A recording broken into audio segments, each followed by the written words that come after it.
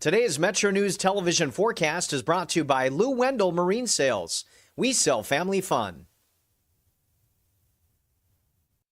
I'm meteorologist Brandon Weathers, walking through your thunderstorm potential. Quiet through tonight, looking to the northern panhandle for a non-severe thunderstorm. Then from the northwest, Charleston to Morgantown on the edge of any strong storms approaching Wednesday night and some heavy rain. It's a widespread risk for severe thunderstorms capable of potentially damaging winds, large hail, and some flash flooding Thursday and Thursday night. The eastern panhandle is where we have lower amounts of rain expected, but elsewhere a widespread 1 to 1.5 inches with locally higher amounts that could bring some flooding. Overnight, we will see partly cloudy skies, a few areas of light rain. Northern panhandle might see a rumble of thunder that, again, is non-severe into the early morning hours. The larger situation here will be a cold front starting to approach from the northwest as we head through the later part of Wednesday, and then that front crosses the area through the day Thursday, pushing with it the line of storms with the heavy rain threat. FlyStar forecast starts at home. We will see some severe storm potential for Chicago on Wednesday, quieter after that. Atlanta, stormy Wednesday through Friday. Situation is stormy in Orlando as well, where it's much hotter in the mid-90s. Panhandle, the Panhandle forecast, looking north for some non-severe rumbles of thunder tonight, about 57 Morgantown, 59 Moundsville, and 81 to 79 for highs here on Wednesday. Going east, 52 Davis, a bit closer to 60 toward Martinsburg, 87 there on Wednesday, looking to Petersburg for 85. Rather dry during the day Wednesday. Elkins 55 tonight. Ripley, potentially a little bit of light rain, closer to the 60-degree mark for a low. And then 83 to 77 is the spread of highs here on Wednesday. Marlinton, 53 tonight, topping off at 79 there Wednesday. Charleston, 85. So the stormy stretch will be Thursday to Friday, followed by a quieter weekend, but more wet weather anticipated Monday. You own a boat because you love spending time on the water. Choose the outboard that allows you to make the most of it. Honda Marine's legendary reliability, ease of maintenance, and powerful performance keep you going strong. And they're all backed by the peace of mind protection of the industry's best limited warranty. Visit your Honda Marine dealer today and find out why it's more than an engine. It's your time on the water.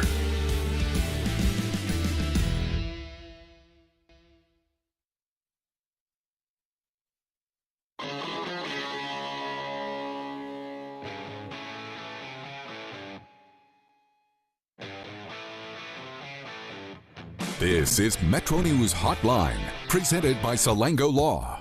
Metro News Hotline is a 3-hour audio tour navigating the world of sports, news, entertainment, tech, and more from a Mountain State point of view. For your entertainment, Hotline is a no politics zone. You can join the conversation. Text the show at 304-825-5304. 304-TALK-304. Or call 800-765-8255. Here's the host for Metro News Hotline, Dave Weekley. All right, hello, West Virginia. We are back for more in the 304. Time to get it done in the 681. Time to start this 3-hour audio tour for Tuesday, June 16th, 2026. Metro News Hotline. Metro News Hotline comes to you from the Salango Law Studios. Visit salangolaw.com. Coop, I was so busy watching a ball game, I almost forgot to get ready to start this little entertainment program we do every day. We have a little show here that we have to do. And we're it's all good. It's all good. We're not used to all the things happening during our window, man. No. I've discovered that the baseball team is actually our friends.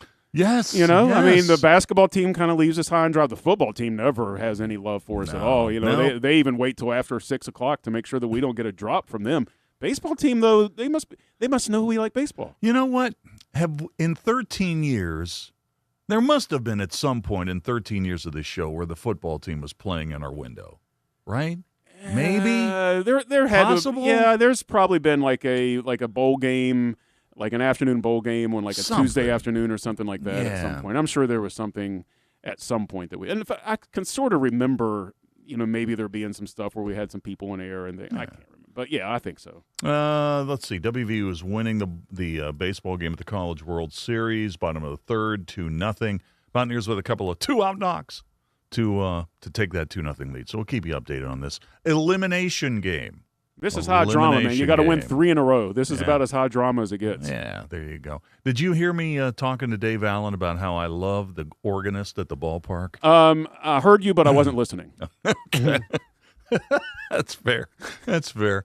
You know, we should have had one of those at Watt-Powell Park. Wouldn't that have been cool? It to have almost, an organist? It seems, in retrospect, it seems absolutely amazing that it wasn't an idea that Dennis Bastine had. I know. It seems like something that he would have insisted be in the ballpark, you know? And they had one for the Appalachian League Huntington team last year. They had one. And it was really, really popular. I think we had a tape of organ music. Oh, really? I think it was in the rotation of all that music that played, like, starting 6 hours before the gates opened or whatever. I think there might have been one side of one of the tapes that was, like, baseball organ music. I mentioned to Dave, I was listening to the pregame show, and I could hear, I'm like, I know that song. Wait a minute. They're playing Surrender by Cheap Trick. Nice. You know? You have your classics, right? And then what you really need is like a kind of a snarky organist, you know, that plays like 3 blind mice when the umpires get together, and or just like discordant, like when it's not like an error or something. Yeah, I hear you. You know, for sure. Yeah. The Pirates had one of those forever at Three River Stadium. Vince Lashide. So he would be the organist at not only Three Rivers, he was also the organist at the old Civic Arena. And in fact, he was really, really famous. Vince Lashide, Penguin's Pride. But I really like that act. We should sponsor that. You know, an organ? Yeah, an organist. What if we had like an organist for the cycling event in Charleston that starts today? So you got time trials downtown today. So like just a little organ music. Like they coming down the street and it's like dun dun dun dun dun dun dun dun dun dun dun. Yeah. Okay, I got it. Yeah, I think we'd have a lot of fun with that. Ryan, somebody falls and it's like wah wah wah. Ryan has given me like the cold stare out here. So would you like to contribute to the program? Have I said anything that has sparked your interest? Technically, we're talking about music, not sports. Well, that's right. We're not talking technically about the sporty sports. So, what do you think? Dave was talking to me before the show, and he said, Ryan, we've got some great topics for the crosstalk. And I'm like, really, Dave? Because the last time you said that, it was just sports, and it's like, oh, this guy's RBI changed by like 0.25 points. Yeah, that's true. Oh, this guy tore his ACL. Oh, this lady athlete, wow, she's really hot. Just stuff like that. No, I've never said that, Coop. Have I ever said anything remotely? Well, maybe I have. Back in the early days of the show. Never's doing strong words. Never's pretty strong, I suppose. But you seem to misinterpret what I think is a good topic. Okay. All right. Well, let me run a couple past you. Okay. Oh, by the way, the Brendan Sorsby thing. I'm aware of it. We'll get into it. I promise we'll get into that. Coop, you and I both talked about this yesterday, but we haven't heard Ryan's opinion. Did you see where they arrested a 14-year-old for that robbery of the lemonade stand in Boston? Did you see that? Oh yeah. Yeah. Did they get both of them now? 14-year-old's been charged with armed robbery after targeting a child's lemonade stand in South Boston. Now, I thought he had an accomplice they were still looking for. That may be the case. The teenager faces juvenile charges, including armed robbery and illegal gun possession after Friday's arrest. In this particular lemonade stand heist, there were 2 of these youngsters who were casing the lemonade stand, and then they finally came up. And what was the ruse, Coop? One of them asked about, hey, do you take Apple Pay? And then while they were supposedly distracted, a guy just grabbed the box and said, I think I got to take this. Took the $50. Whatever it was. Took the $50. Lemonade stands can be deceptively profitable, If you're in a good neighborhood and you got like good price ratio, you can rake in some cash. So I can understand why they would want to rob it. We have a quote. David Byrne, 12 years old, who ran the stand with his 11-year-old sister, Juliet, told the suspect, quote, "You can have it," when his sister raised her hands.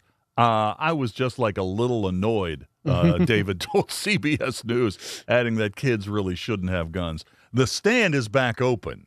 right? Now, you got to love that part of the story. Yeah, you got to do it. Yeah, you got to love that part of the story. That's just, man, what? And imagine doing your time in the clink, right? I mean, you're kind of doing your time, and it's like, hey, in for armed robbery. Yeah, man. It's like, what'd you get? Bank. What'd you get? I mean, any of these things are good. I'm just saying it gets to the guy that's like an 11-year-old's lemonade stand. I know. And then everyone gets scared, and it's like, how could he be so heartless? Oh, my goodness. So, but the point of the story is there's been an arrest.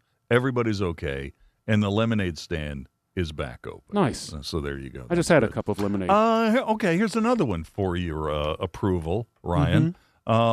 Spanish and Japanese researchers have discovered people worldwide consistently move counterclockwise when walking, regardless of cultural background.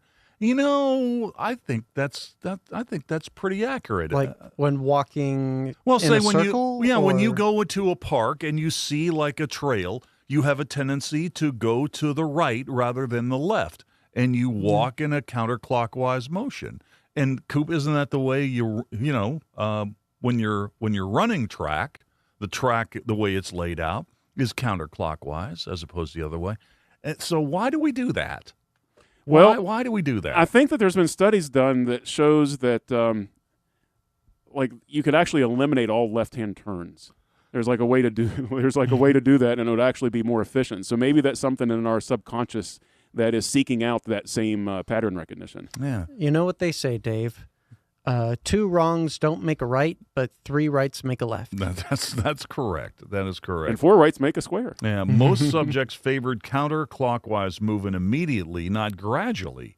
Researchers cannot explain this universal tendency, noting that it differs from animals, who typically show no directional preference.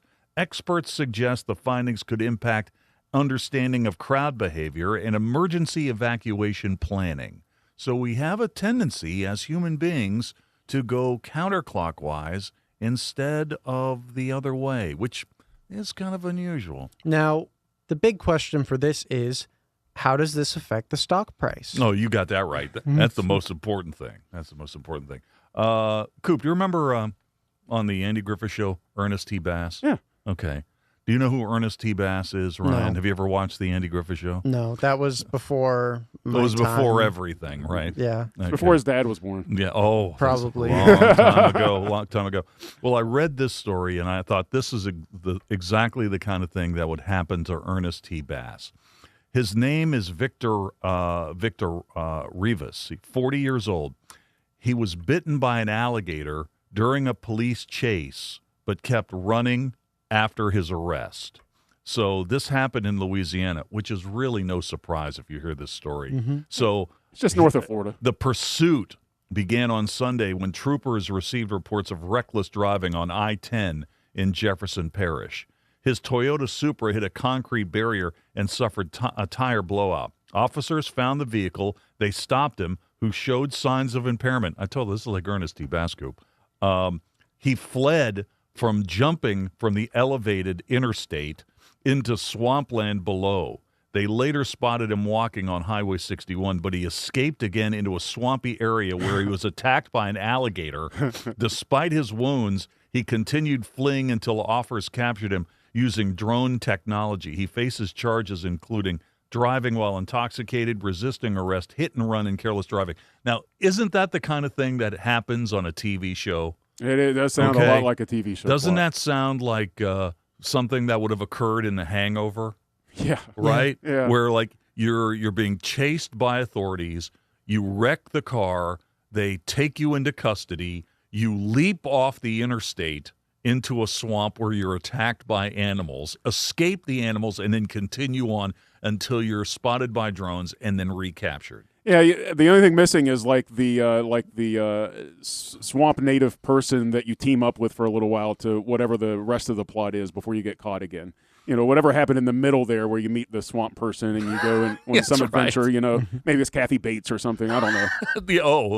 That could not turn out very well if it was Kathy Bates. Well, I mean, I was thinking more along her comedic turns, but yeah, you're right. If it was more like the Annie Kathy Bates, that wouldn't go well. Would you rather talk about the cycling, or do you want to go for what's behind door number 3 with the topics I'm trying to amuse you with, Ryan. Let's take a gamble and go. You want to go one more? Sure. You want to go one more topic? Okay. Yeah. I thought this was pretty interesting. Jeffrey Wall, he's 59 years old. He's facing fraud charges after allegedly flying 900 flights over 16 years with forged pilot credentials. Yeah. Okay. The former Air Canada captain worked 27 years with the airline before he retired early last year.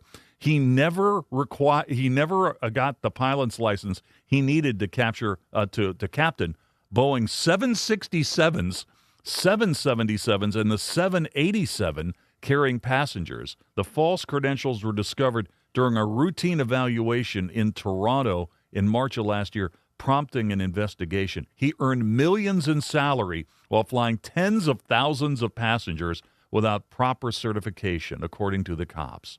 The cops say his case is like a movie script.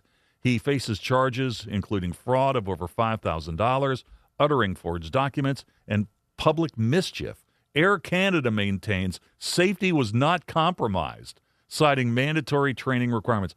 Come on. This takes like Frank Abagnale to the next level, because Abagnale never flew, right? He never actually piloted the planes. He just faked like he was going to. And this guy actually flew them. And the best part about Abagnale is that he made all of that up. The stories? Yeah, he made all of it up. I have 2 questions about this. Number 1, what was going through his mind the first time he did that? You know, okay, you can't let rules and regulations deny you your passions. You know, if you want to be a pilot, be a pilot.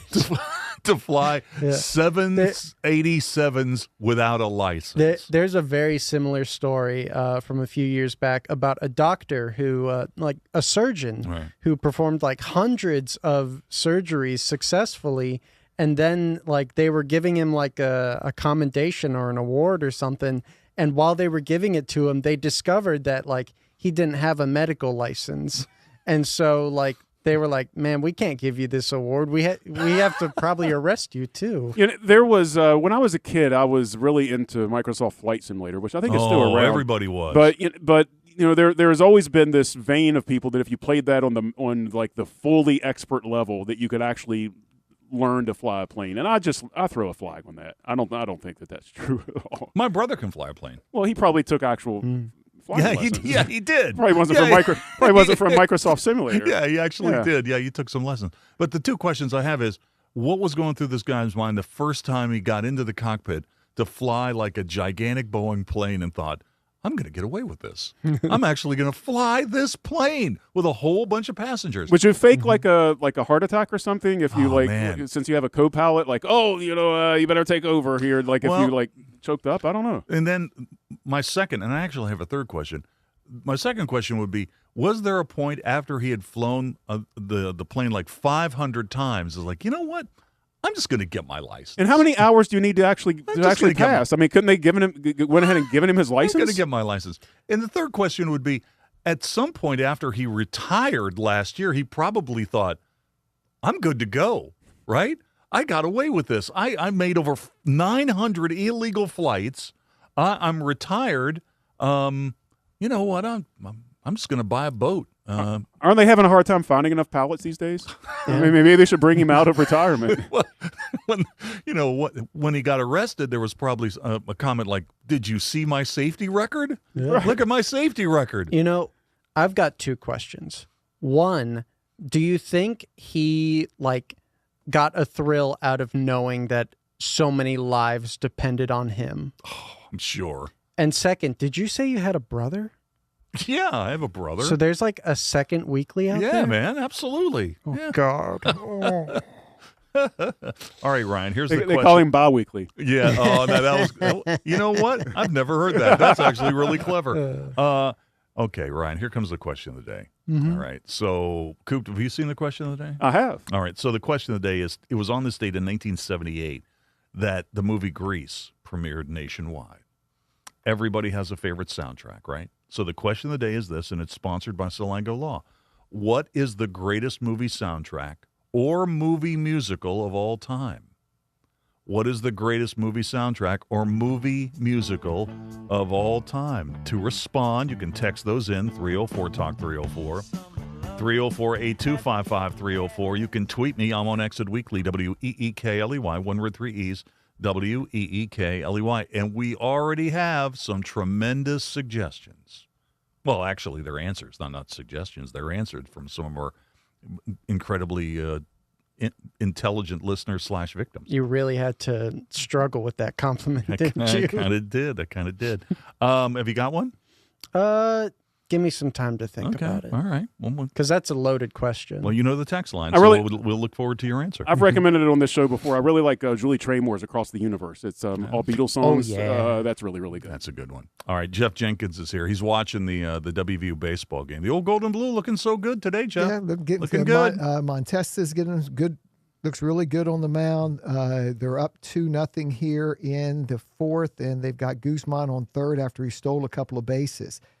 It's good to join you and Coop and your witty sidekick. Yeah, I know. That is so great. So, Coop, what does that lower third say for Ryan? It says witty. I have to say, I think it changed a little over time, but I think it settled on witty sidekick. Witty sidekick. That's really I think good. at one time it might have been. I thought there were 3 words. There was like. I don't know, like raw character or something. I forget. There was a few different ones, but they settled on witty side character. I'm the Chewbacca of the Hotline crew. Jeff, what do you got in the news? What's happening? Well, we're working on a story right now, Dave. On a serious note, the Afghan national who was charged in the National Guard shooting, right, Ramallah Lakanwal, there's been a superseding indictment that's been filed in that case. And now that opens the door for the death penalty in connection with the death of Sarah Beckstrom, the West Virginia National Guard member. So we'll get that story posted. Brad's working on it right now at WVMetroNews.com. Also, HealthNet Helicopter continues to add to its fleet, refresh its fleet. So they've got a new helicopter in Huntington. It's going to fly out of Huntington, and for those hospitals in that area, we've got that story. And we've got cycling, obviously, going on, and a lot of cycling taking place in Charleston. Got some of the best cyclists in the U.S. that are in Charleston starting the USA Road Cycling Championships today. Jeff, you got a bicycle in your garage? I did, but I don't now. Jeff? I need one. What about you, Coop? You got a bicycle in your garage? I have. I don't have a garage. I have a basement. I have 2 bicycles in my basement, neither of them with tires that are currently inflated, so they would have to have some work before they're roadwear. Brian, you got a bike in your garage? No. Okay. How about you? No bike. No bike. No bike. You don't. But Linda has. Oh, Linda's got a bike at the beach. Is got it 10 speed? No, not a 10. You don't seem like a bicycle guy, Dave. Thank you for that. Dave's just like a 10-speed guy. I don't know. Let's take a quick break. We're back in a minute.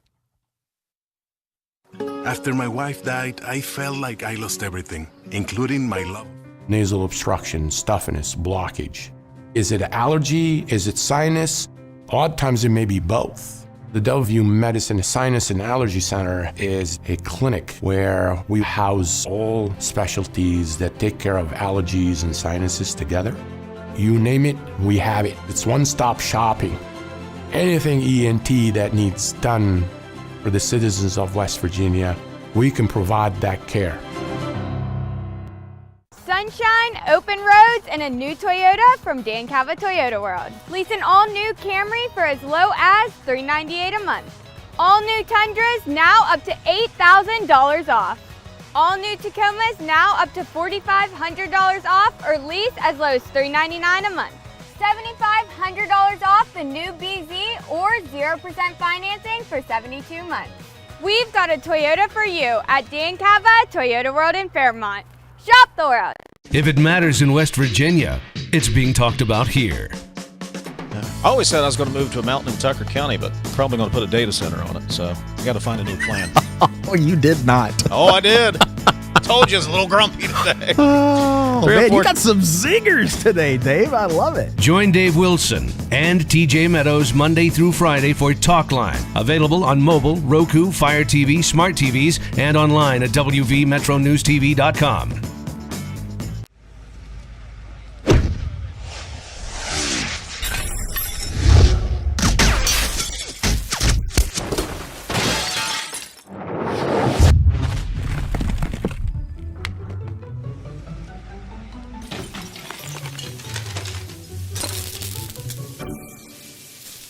I'm Sean Kovich, Mountaineer Golf Coach. When disaster strikes your home, business, or golf game, call the restoration company the Mountaineers call. Panhandle Cleaning and Restoration. Leading the efforts to build a stronger West Virginia, the High Technology Foundation has a proven plan to strengthen and diversify our state's economy. The I-79 Technology Park's high-capacity infrastructure continues to attract advanced federal operations that are driving economic growth. This keeps our young, educated residents in the state and brings West Virginians home. The High Technology Foundation, building a stronger West Virginia. Learn more today at wvhtf.org. What do you know about hot dogs? Because we've been all about hot dogs this week. I love hot dogs, and I love them with Miracle Whip. Oh, God, I forgot. Never mind. And onions. Okay. I actually, yesterday morning, I had a hot dog for breakfast at 6:45 with onions and Miracle Whip. And with that, we'll be back right after this. Join Dave Allen weekdays for midday on Metro News Television. You own a boat because you love spending time on the water. Choose the outboard that allows you to make the most of it. Honda Marine's legendary reliability, ease of maintenance, and powerful performance keep you going strong. And they're all backed by the peace of mind protection of the industry's best limited warranty. Visit your Honda Marine dealer today and find out why it's more than an engine. It's your time on the water.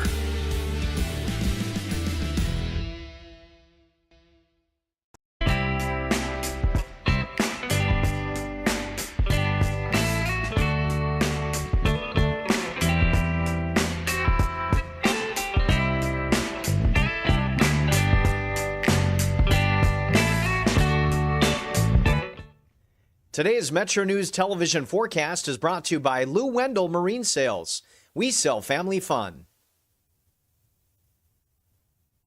I'm meteorologist Brandon Weathers, walking through your thunderstorm potential quiet through tonight, looking to the northern panhandle for a non-severe thunderstorm, then from the northwest, Charleston to Morgantown on the edge of any strong storms approaching Wednesday night and some heavy rain. It's a widespread risk for severe thunderstorms capable of potentially damaging winds, large hail, and some flash flooding Thursday and Thursday night.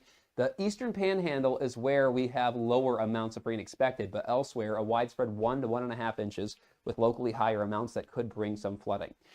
Overnight, we will see partly cloudy skies, a few areas of light rain. Northern panhandle might see a rumble of thunder that again is non-severe into the early morning hours. The larger situation here will be a cold front starting to approach from the northwest as we head through the later part of Wednesday, and then that front crosses the area through the day Thursday, pushing with it the line of storms with the heavy rain threat. FlyStar W forecast starts at home. We will see some severe storm potential for Chicago on Wednesday, quieter after that. Atlanta, stormy Wednesday through Friday. Situation is stormy in Orlando as well, where it's much hotter in the mid-90s. Panhandle to panhandle forecast, looking north for some non-severe rumbles of thunder tonight, about 57 Morgantown, 59 Moundsville, and 81 to 79 for highs here on Wednesday. Going east, 52 Davis, a bit closer to 60 toward Martinsburg, 87 there on Wednesday, looking to Petersburg for 85, rather dry during the day Wednesday. Elkins 55 tonight, Ripley potentially a little bit of light rain, closer to the 60-degree mark for a low, and then 83 to 77 is the spread of highs here on Wednesday. Marlinton 53 tonight, topping off 79 there Wednesday. Charleston 85. So the stormy stretch will be Thursday to Friday, followed by a quieter weekend, but more wet weather anticipated Monday. You own a boat because you love spending time on the water. Choose the outboard that allows you to make the most of it. Honda Marine's legendary reliability, ease of maintenance, and powerful performance keep you going strong. And they're all backed by the peace of mind protection of the industry's best limited warranty. Visit your Honda Marine dealer today and find out why it's more than an engine. It's your time on the water.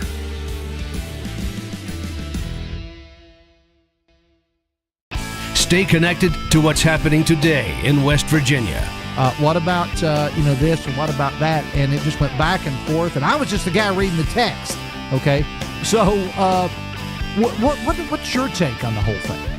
Well, now you just get me fired up. Now you just so I'm gonna turn on. I'm gonna run down to Wendy's and grab a burger, and I'll be back. Join Dave Allen weekdays for midday on Metro News Television.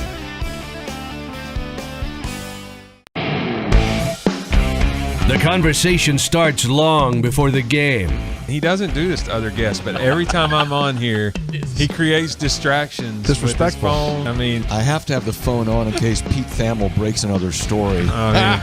Join Tony Carini, Brad Howe, and Hoppy Kercheval for Three Guys Before the Game. Metro News Television, available on mobile, Roku, Fire TV, smart TVs, and online at wvmetronews.com.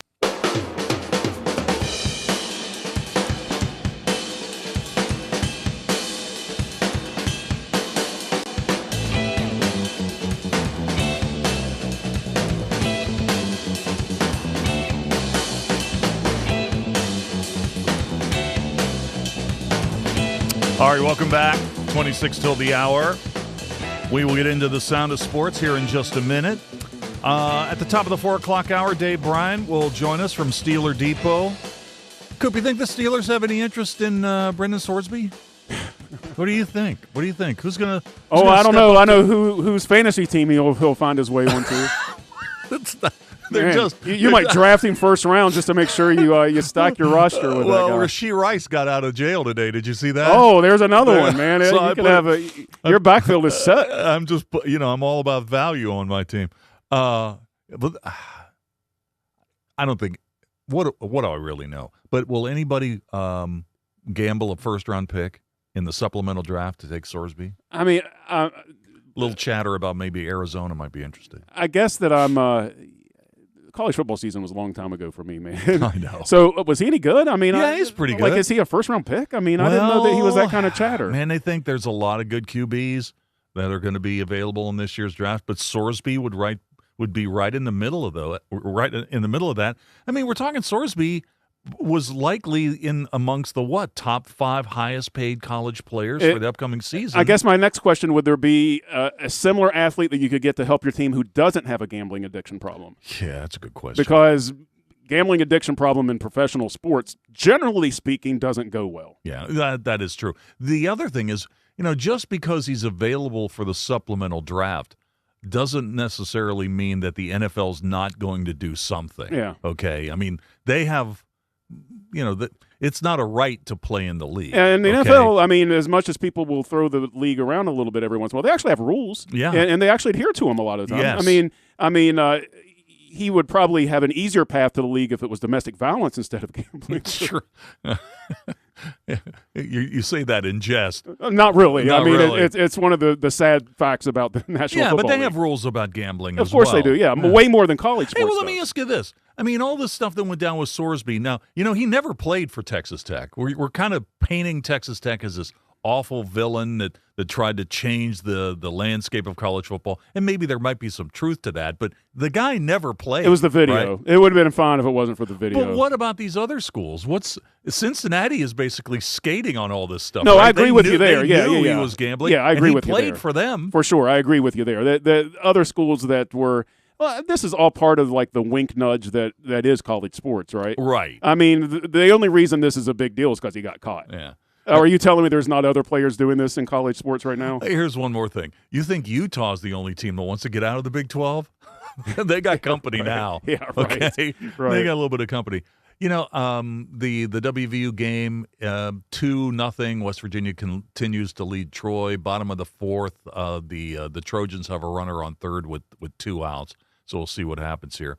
Coop, I've told you this before. I've been to Troy many times. And Alabama in general is kind of odd in a lot of ways. In Troy, you go to get to the football stadium, you go right down Martin Luther King Drive, okay? But then you make a left-hand turn onto George Wallace Way. Okay?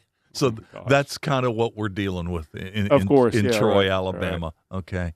But I called the first ever football game at their new stadium, which the plan was actually very similar to the football stadium that they built at Marshall. And Marshall was the first opponent that the Trojans played. And Marshall was nationally ranked when Troy beat them in that game. You remember DeMarcus Ware? Yeah. He was on that Troy team, and Leotis McKelvin spent a long time in the NFL. Both of those guys played in that game. And they rushed the field after that win. okay? And there were a couple of games at Troy where fans rushed the field. They beat Oklahoma State one time in Troy and rushed the field after the game. Have you ever been to a football game where fans rushed the field? I don't think so. No. Yeah. No, I don't think I have. Yeah. I've been to a couple, but I think that might be the most recent, where fans literally left their seats and rushed onto the field after a victory. So, so I know a little bit about the Trojans. Troy University was one of the first universities to get into the business of teaching online, and they made a fortune. Oh, wow. They made a fortune, yeah, because they had a lot of international students that signed up online. They did really, really well with that. WVU gets out of the jam, so now we are through 4, and the Mountaineers continue to lead 4-0 in this elimination game. So we'll keep our eyes on that. And if the game ends on time, and we think that it probably will, I mean, we're almost halfway through, and it's not quite 4 o'clock today, there's probably a pretty good chance we're going to get some WVU postgame before we leave the air at 6 o'clock. And if we don't have it, the boys on Sportsline, who are still in Omaha and will be for a while, those guys are going to start getting their mail in maybe. Omaha, right? Yeah. Because they've got. I mean, if West Virginia wins this game, you're guaranteed at least 2 more and potentially more, right? Yeah. Right? Potentially more. What'd you think of the Reds last night? It's one of those games that for a team that struggles offensively that come around every once in a while, and it makes you feel a little better for a day or so. The real story is, although he struggled a little bit with control late, Chase Burns is just something else, man. I mean, we knew that he was, or hoped that he was going to be good after he was a first-round pick, but I didn't expect for him to be, basically this good already. I mean, he's pretty special out there, and that bat that he had with Juan Soto, did you check that out? That was great baseball, man. Yeah. And that was from both the sides of the thing. Soto wasn't all that mad at the end of the thing, although he got thrown, got some brushed back a little bit, but he just tipped his hat and walked off the field. I mean, that was a nice thing. Nice to see Suarez hit a couple home runs and get a little hot. They need that kind of offense. But the bottom line is that their middle relief still is terrible. Their closing relief is still terrible. And the middle of their lineup is very inconsistent. So who knows?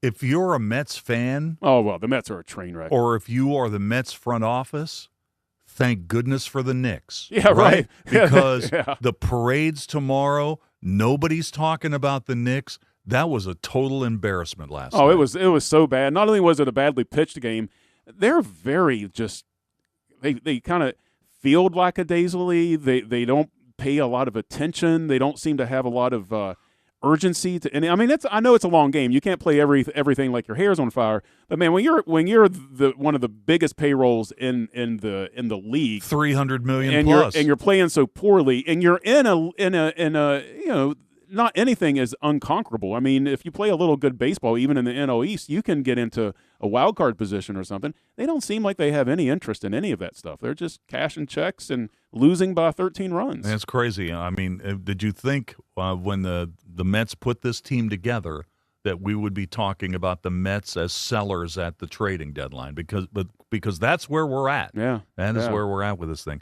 You know how I've avoided talking about the Pirates at this point of the show? Yeah. That was really a rough watch last night. Thank goodness I was blacked out. That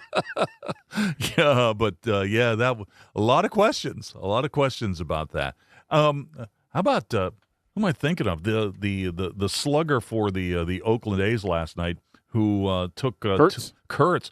He's got 6 home runs in his last 8 games. Yeah, he was struggling for a while there, but he found it now. He's not struggling not now. Anymore. No, he's not struggling. That's now. the guy that I always circle because until Chase Burns started to come on late last year and this year, Kurtz was the guy that was taken just behind him in the draft. And for a year and a half, I was like, man, the Reds have no offense, and there was Nick Kurtz sitting major league ready, basically right there in the draft.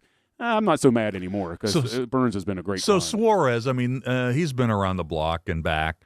But he's on the bench after he's got 6 RBIs and the second inning isn't over. You got to be sitting on the bench. You're thinking, you know what, this could be a 10 RBI game. And you know what's crazy is that he's had 4 home run games in the major leagues before, and this is still his greatest RBI output. Really, I didn't know that. Yeah, what a weird little factoid on that. Did not know that. A couple of things about the show today. Let's see. We've got Dave Bryan coming up at 4 o'clock to talk about the Steelers. Oh, Alex Wiederspiel is going to be at 4:30. Are we going to wrap up the NHL season? Well, you know what? I think we may have him on again because we're about a week away from the draft. Oh, yeah. The NHL season never really stops. Yeah. The Penguins have 4 picks in the first 2 rounds. They have their first the first round pick, and then they have 3 selections in the second round. So I think a discussion of the draft is probably in order. But, man, would tonight have been the night for Game 7? If there had been a Game 7 in the Stanley Cup, wouldn't it have been the night? Yes. Tuesday, yes. Yeah, Wednesday was right. Tuesday would have been the NHL 7th game, and Wednesday would have been the NBA 7th. Yeah, ABC doesn't know what to do. I looked at their lineup today. It's like TBA. They figured they were either going to get like an NBA Finals game or Stanley Cup Finals Game 7. They got neither one. So we'll talk a little hockey. Oh, and Carl Lee's in here today. Oh, that's right. For a rare Tuesday appearance. A Tuesday Carl. Tuesday appearance for Carl. So we'll talk more about the Sorsby thing and Rashee Rice getting out of jail, and we'll have the WV post game hopefully after a win. It is 2-0. West Virginia leads Troy. 2 outs, top of the 5th. We're keeping our eyes on that. Tell you what, let's take a break, and we'll come back, and we'll do the Sound of Sports. Stay tuned. As West Virginia takes their shot at glory in Omaha and captures the nation's attention, West Virginia businesses are building for the future. When it's time for a new medical facility, hospital expansion, historic renovation, auto dealership, apartment complex, sports complex, or church addition, trust the team that's been helping build West Virginia for more than 25 years. Jarrett Construction delivers design build, construction management, and general contracting services throughout the state of West Virginia. Visit Jarrett-construction.com today. WV030133. Hi, I'm Nathan Adkins with CEC. Why did I choose CEC? It's simple. As a Huntington native and a Marshall grad, I'm thrilled to work in CEC's Charleston office, giving back to my community. At CEC, I dive into every engineering aspect, learning from West Virginia's best. Being employee-owned means that I have a stake in my future. We're not just names on projects, we connect with clients, adding personality to every job. At CEC, we engineer progress in the great state of West Virginia. Find out what CEC can do for you. Visit cecinc.com. Metro News Hotline, brought to you by Salango Law, will return right after these messages.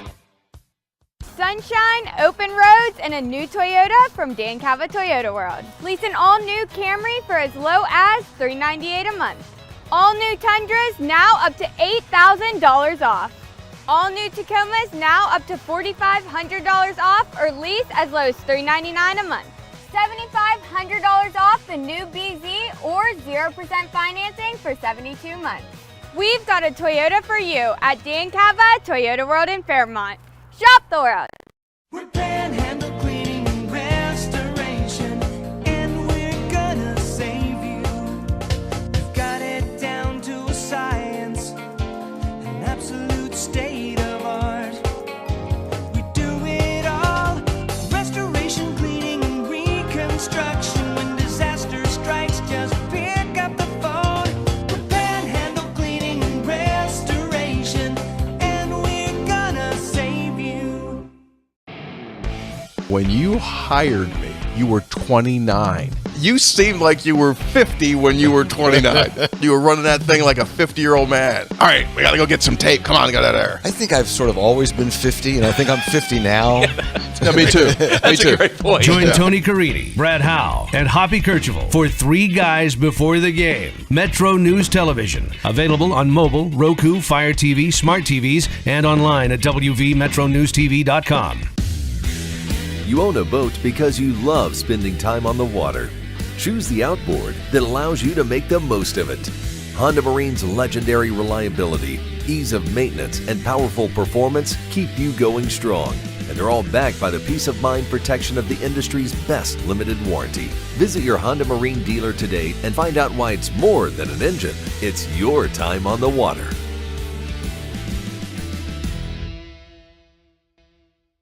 In 1914, the same year the first commercial flight soared and the Panama Canal opened, Greer Industries was born. Herbert and Agnes Greer began in Morgantown, West Virginia, striking the first pick into the limestone formation that would become the backbone of one of the state's great industrial legacies. From the roads we drive on, the buildings we build, and the communities we serve, Greer Industries has been delivering quality for decades. At Greer Industries, we've been improving lives for more than a century.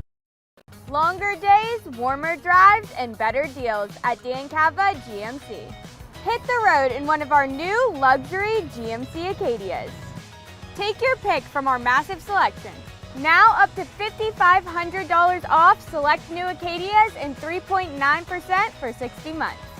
The great deals continue with our large selection of quality pre-owned vehicles. All this and more at Dan Cava GMC in Bridgeport. Shop the world. Nasal obstruction, stuffiness, blockage. Is it allergy? Is it sinus? A lot of times it may be both. The Delview Medicine Sinus and Allergy Center is a clinic where we house all specialties that take care of allergies and sinuses together.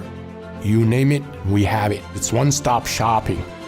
Anything ENT that needs done for the citizens of West Virginia, we can provide that care.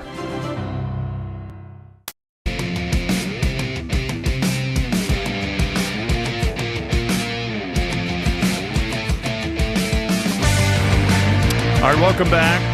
11 minutes till the hour. Let's get into the sound of sports, shall we? And we'll start with the baseball. Latest on the Mountaineers and Troy from Omaha. Mountaineers leading 2-0. Troy batting in the bottom of the fifth, one out, nobody on. So the Dirty Birds are back in action tonight in the Atlantic League. They'll be at Hagerstown.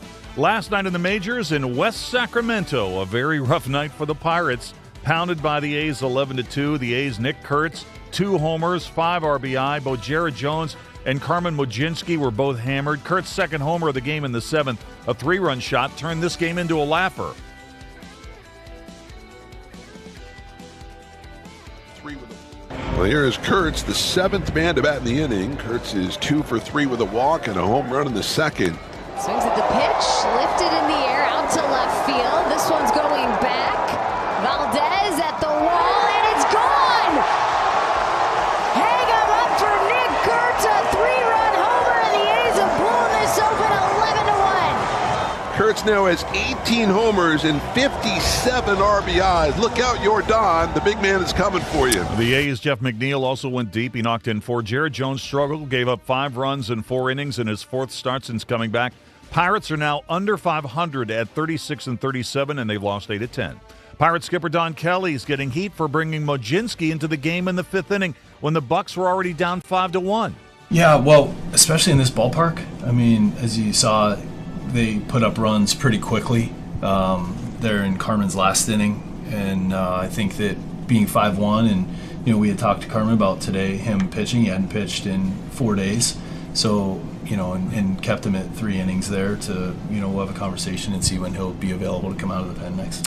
So Mitch Keller goes for the Bucks tonight against the A's right-hander Jack Perkins. In Cincinnati, it's been a while since the Reds experienced the feeling they collectively had last night.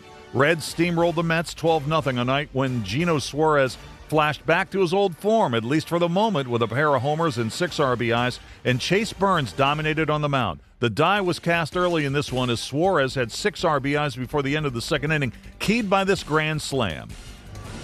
This will liberate the runners. Arroyo from 3rd, Bleday from 2nd, Stewart from 1st. Payoff pitch. In the air, center field. Ewing steering back, way back. Gone! Grand slam! It is a 6-ribby day for Gino Suarez. 9-0 Reds.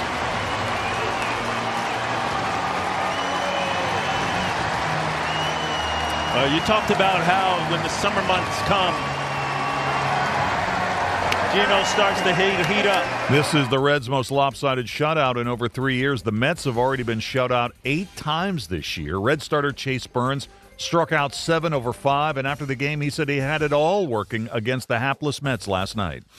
Yeah, I think the biggest thing for me is the changeup. I threw it a lot tonight, but really executing that pitch and having a lot of lefties in the lineup, just hopefully putting it in the back of their mind that they can steal it for a strike sometimes. Right-hander Brady Singer goes for Cincinnati tonight, while the Mets will counter with right-hander Kodai Senga, who will be activated off the injured list and making his first start in nearly 2 months. Eastern Panhandle report. The O's were off last night. They'll take on the Mariners in Seattle tonight. Last night in Washington, the Nats offense continues to be a problem for opponents. The Nats knocked off the Royals 7-3. Dylan Cruz, 3-run homer, the key to a 5-run outburst in the 5th. Let's see if Dylan Cruz can deliver. He is grounded short, pop to second. Nationals had a big 2-out hit from Meade in the 3rd. Cruz gets his chance in the 5th. There they go. Here it comes. Swing a line drive hammered left field side toward the corner. It's way back there. It's gone. A line drive, 3-run homer right down by the foul pole for Dylan Cruz. Nationals 7, Royals 3. That one was out of here before you could blink your eyes. Home run number 4 for Cruz. A line smash of a 3-run homer. Well, he had one over 440 feet to left center. I thought that was the most impressive one. Take it back. That laser beam down the left field line, 108 miles an hour. The Nats have won 7 of 10. They're now 38-35. 3 games over 500 for the first time since their World Series year back in 2019. Lefty Foster Griffin goes for his 8th win tonight as the series continue with the cellar-dwelling Royals in D.C. In St. Louis, the Cards' Dusty May threw the best game in the major leagues this season last night, taking a perfect game into the 7th against the Padres before finishing with a 1-hitter and a 3-0 shutout of San Diego. Here's the last out. 2 down and 1 to go for a 1-hit shutout for Dustin May. Last time the Cardinals had one of those, it was Sonny Gray on the 27th of June last season. The calendar says it's June 15th, but tonight it's May 3. That's a shutout for Dustin May. Light up the night. Light it up in downtown St. Louis as the Cardinals celebrate a great pitching performance. Plain old great for the Cardinals bullpen and for Cardinal fans everywhere to watch what Dustin May did here tonight at Busch Stadium. He dominated the Padres. I felt like I got on a little bit better groove towards the game. I got into a little bit better rhythm with my body and feeling around the zone, and stuff was coming out good. All right, so Mays struck out 9. He walked 1. The Cardinals have won 8 out of 11. All right, that's it for the Sound of Sports today. We'll take a break and wrap up hour number 1 in just a moment. Metro News Hotline, presented by Salango Law, will return right after these messages. Leading the efforts to build a stronger West Virginia, the High Technology Foundation has a proven plan to strengthen and diversify our state's economy. The I-79 Technology Park's high-capacity infrastructure continues to attract advanced federal operations that are driving economic growth. This keeps our young, educated residents in the state and brings West Virginians home. The High Technology Foundation, building a stronger West Virginia. Learn more today at WVHTF.org.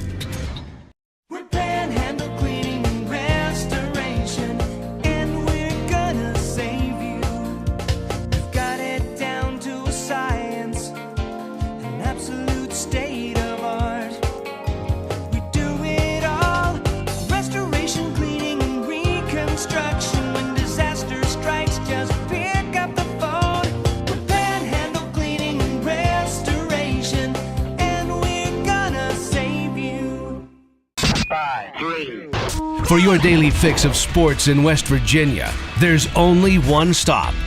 I would imagine a group of you got together and watched the Mountaineers last night. What were your thoughts on that performance? It was funny, we were sitting with a guy last night, and he said, all right, I'm going to go put $1,000 on it. Well, down the stretch of that ball game, he's looking at us like, are you kidding me? And sure enough, the Mountaineers came back. I saw him today. He said, yep, I'm putting another $1,000 on them tomorrow. Sportsline on Metro News Television. Sunshine, open roads, and a new Toyota from Dan Cava Toyota World. Lease an all-new Camry for as low as $398 a month. All new Tundras now up to $8,000 off. All new Tacomas now up to $4,500 off or lease as low as $399 a month. $7,500 off the new BZ or 0% financing for 72 months. We've got a Toyota for you at Dan Cava Toyota World in Fairmont. Shop the world. You own a boat because you love spending time on the water. Choose the outboard that allows you to make the most of it. Honda Marine's legendary reliability, ease of maintenance, and powerful performance keep you going strong. And they're all backed by the peace of mind protection of the industry's best limited warranty. Visit your Honda Marine dealer today and find out why it's more than an engine. It's your time on the water.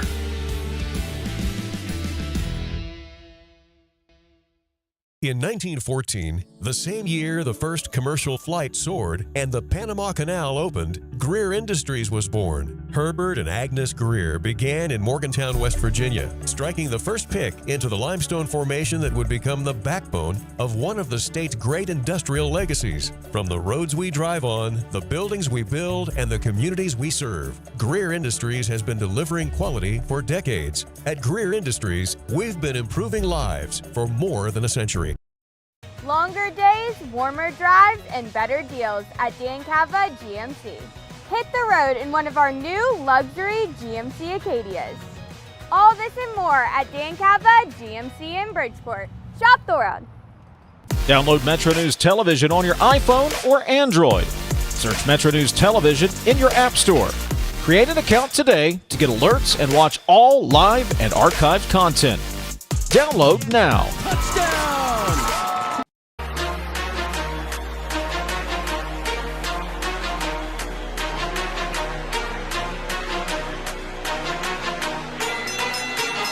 All right, Mountaineers work out of a 2-on, 2-out jam in the bottom of the 5th inning, and we're going to the 6th at the College World Series, where the old Gold and Blue continue to lead this thing 2-0. We'll keep you updated as we move along this afternoon. We'll take a break for news at the top of the hour, come back, reset our question of the day about the best soundtrack or movie musical of all time.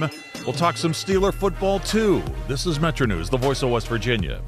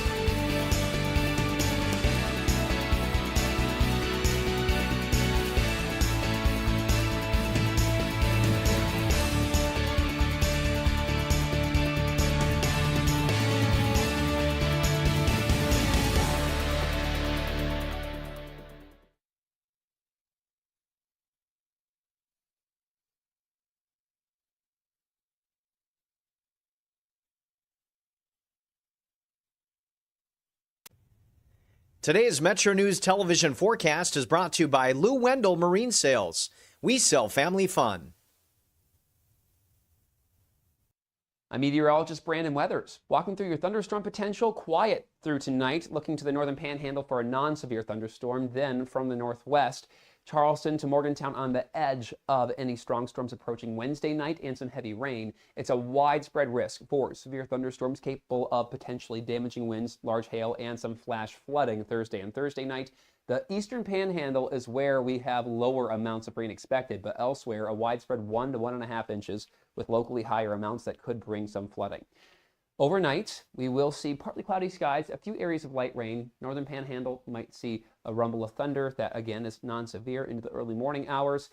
The larger situation here will be a cold front starting to approach from the northwest as we head through the later part of Wednesday, and then that front crosses the area through the day Thursday, pushing with it the line of storms with the heavy rain threat. FlyStar W forecast starts at home. We will see some severe storm potential for Chicago on Wednesday, quieter after that. Atlanta, stormy Wednesday through Friday. Situation is stormy in Orlando as well, where it's much hotter in the mid-90s.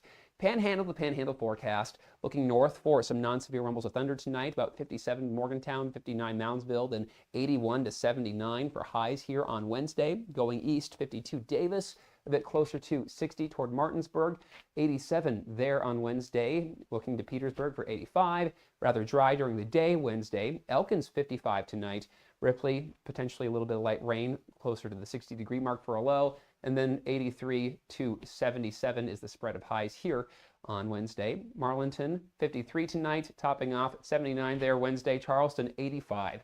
So the stormy stretch will be Thursday to Friday, followed by a quieter weekend, but more wet weather anticipated Monday. You own a boat because you love spending time on the water. Choose the outboard that allows you to make the most of it. Honda Marine's legendary reliability, ease of maintenance, and powerful performance keep you going strong. And they're all backed by the peace of mind protection of the industry's best limited warranty. Visit your Honda Marine dealer today and find out why it's more than an engine. It's your time on the water.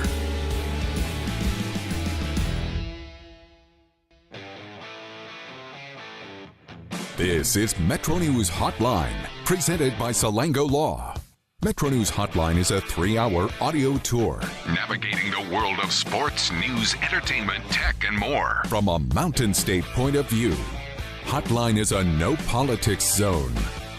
You can join the conversation. Text the show at 304-825-5304.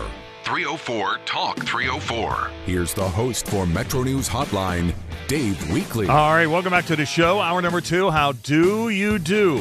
Metro News Hotline, keeping you company in the afternoon here in West Virginia every weekday afternoon on the Metro News Radio Network. We get going at 3:06 and we take you through the afternoon right up until 6 o'clock. Hey, wherever you're listening to the show today, inside the state of West Virginia or beyond the borders, just trying to get a read on what's going on back home, we hope you're having a good day. You know, in the 3 o'clock hour, we really didn't talk too much about the weather today.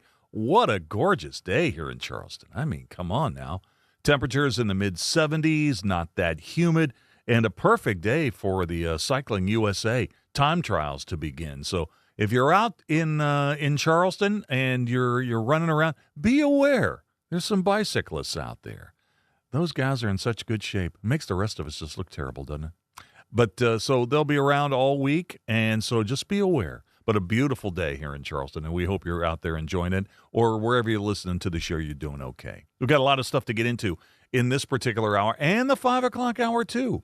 We will take a look at what happened in the financial markets today, reset our question of the day, keep you updated on what's going on with the WVU baseball game in Omaha and the College World Series, an elimination game. And right now, Mountaineers looking pretty good.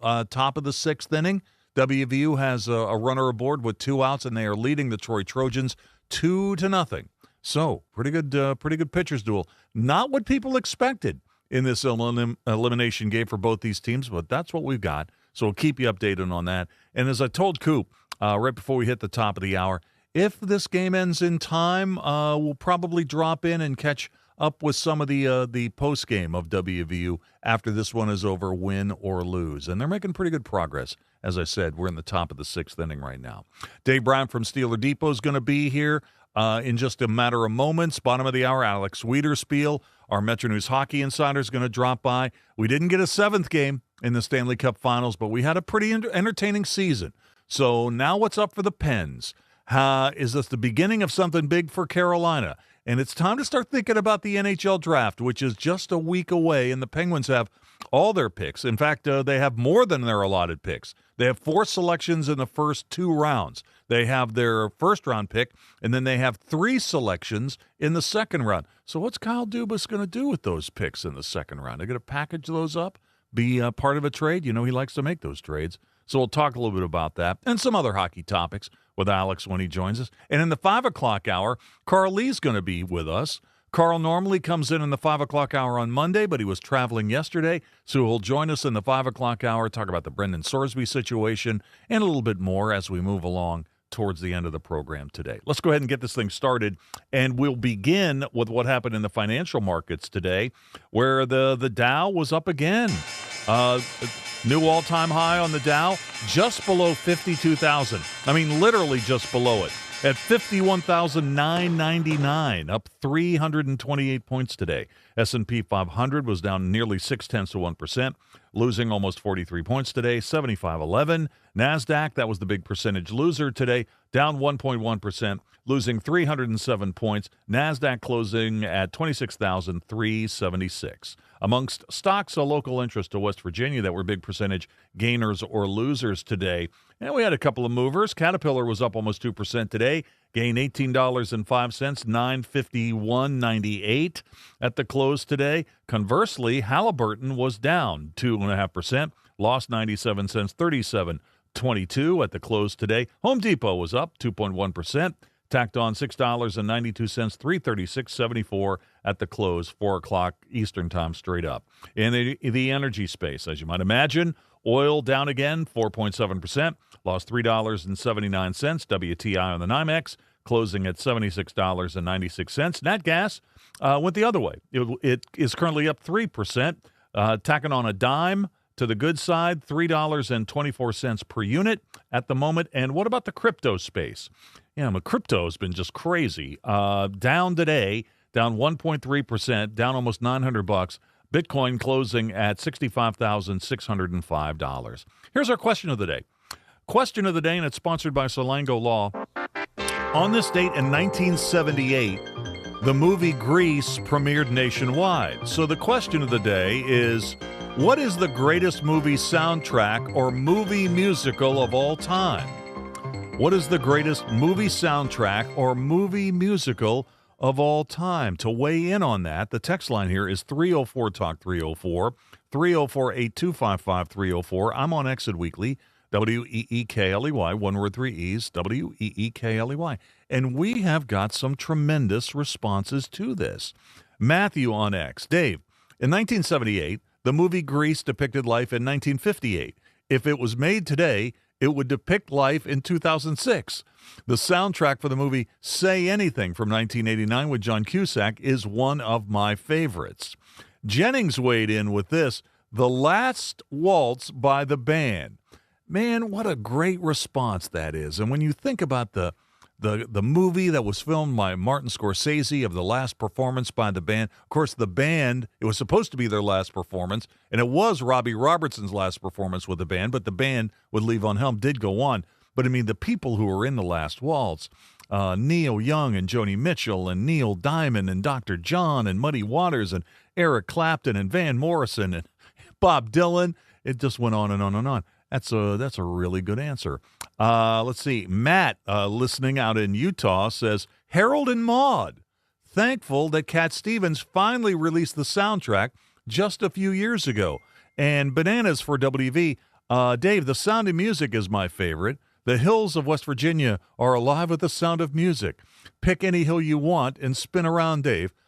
Coop, did you know that I played the German officer Rolf in a Harrison County production of The Sound of Music?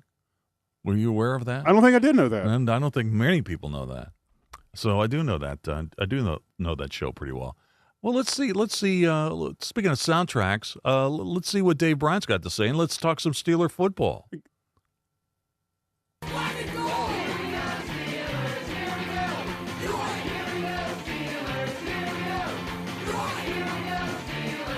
All right, Dave Bryan joins me now to talk a little Steeler football. Dave, how you doing today?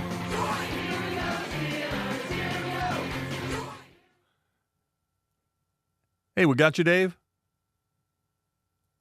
Coop. What do you think? We lost him?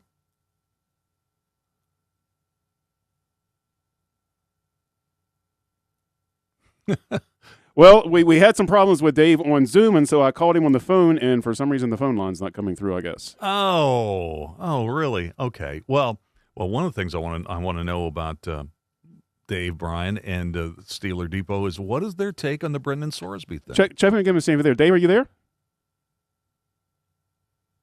Oh, I don't know what's happening. Okay. Were you able to make phone calls on the old? It's not the phone. Okay. All right. Well, we'll try to get him on the line here. Let me get a couple more responses to our question of the day while we try to work that out.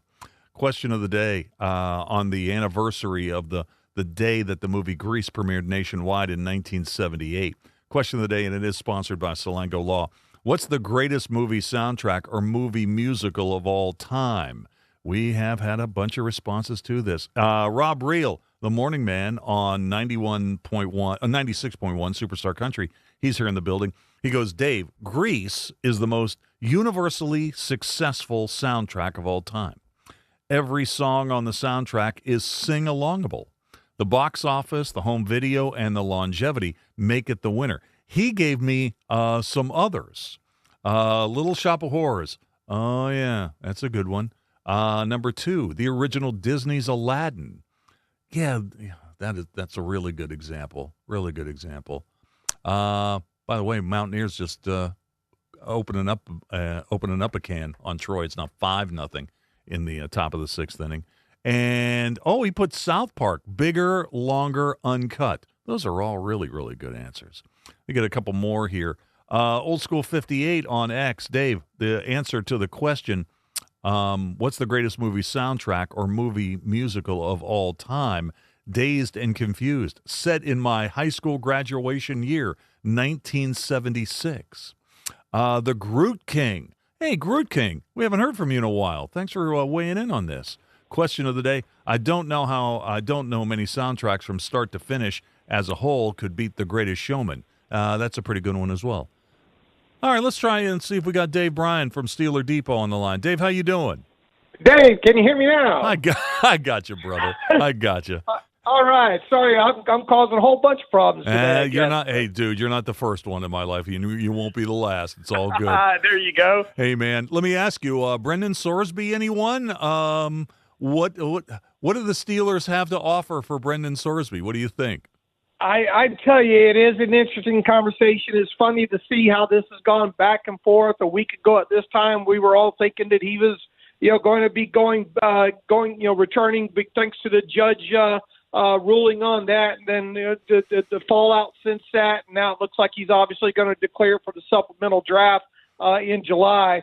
Here's the thing: the Steelers already have 2 young quarterbacks on their roster, and Will Howard and Drew Aller, both forward draft picks. You only have a 6th-round draft pick invested in Will Howard, obviously, and then you have the 2 other quarterbacks in Aaron Rodgers and Mason Rudolph as well too.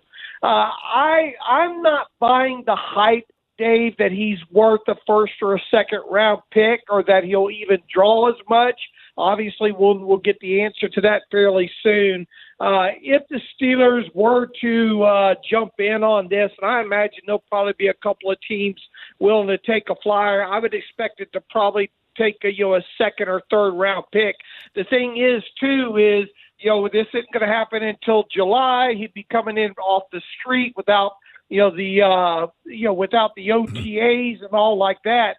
That's kind of tough to get the kid up and running, at least for his rookie season, especially when you've got the 2 other younger quarterbacks, that you're trying to get time in training camp with. So then it becomes trying to push him off until 2027 and keep him on the 53-man roster at the same time, which obviously is a tough proposition, meaning you would have to probably cut, both Will Howard and Mason Rudolph to do that.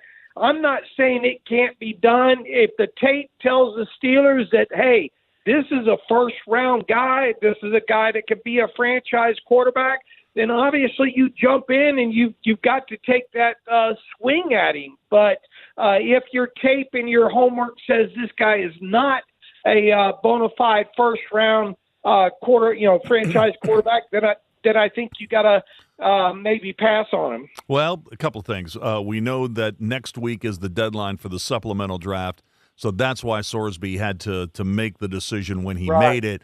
We also know now that his pro day is scheduled tentatively for July the 10th, so that goes into what you were saying about when he would be eligible. The other thing is, the Big 12 really did not want this young guy to play, and we're not really sure what the NFL might slap onto him. I mean, remember, we had like didn't we have a 5-game suspension for Terrell Pryor when he came out of college because of his tattoo snafu when it was with Ohio State in terms of the supplemental draft? Yeah, that's a good point. Plus, we're talking about gambling situation here on top of it. So that does make for an interesting. Are we looking at whatever team drafts him that he's going to have to be suspended for the first, let's say 6 games or whatnot, or let's say 4 games?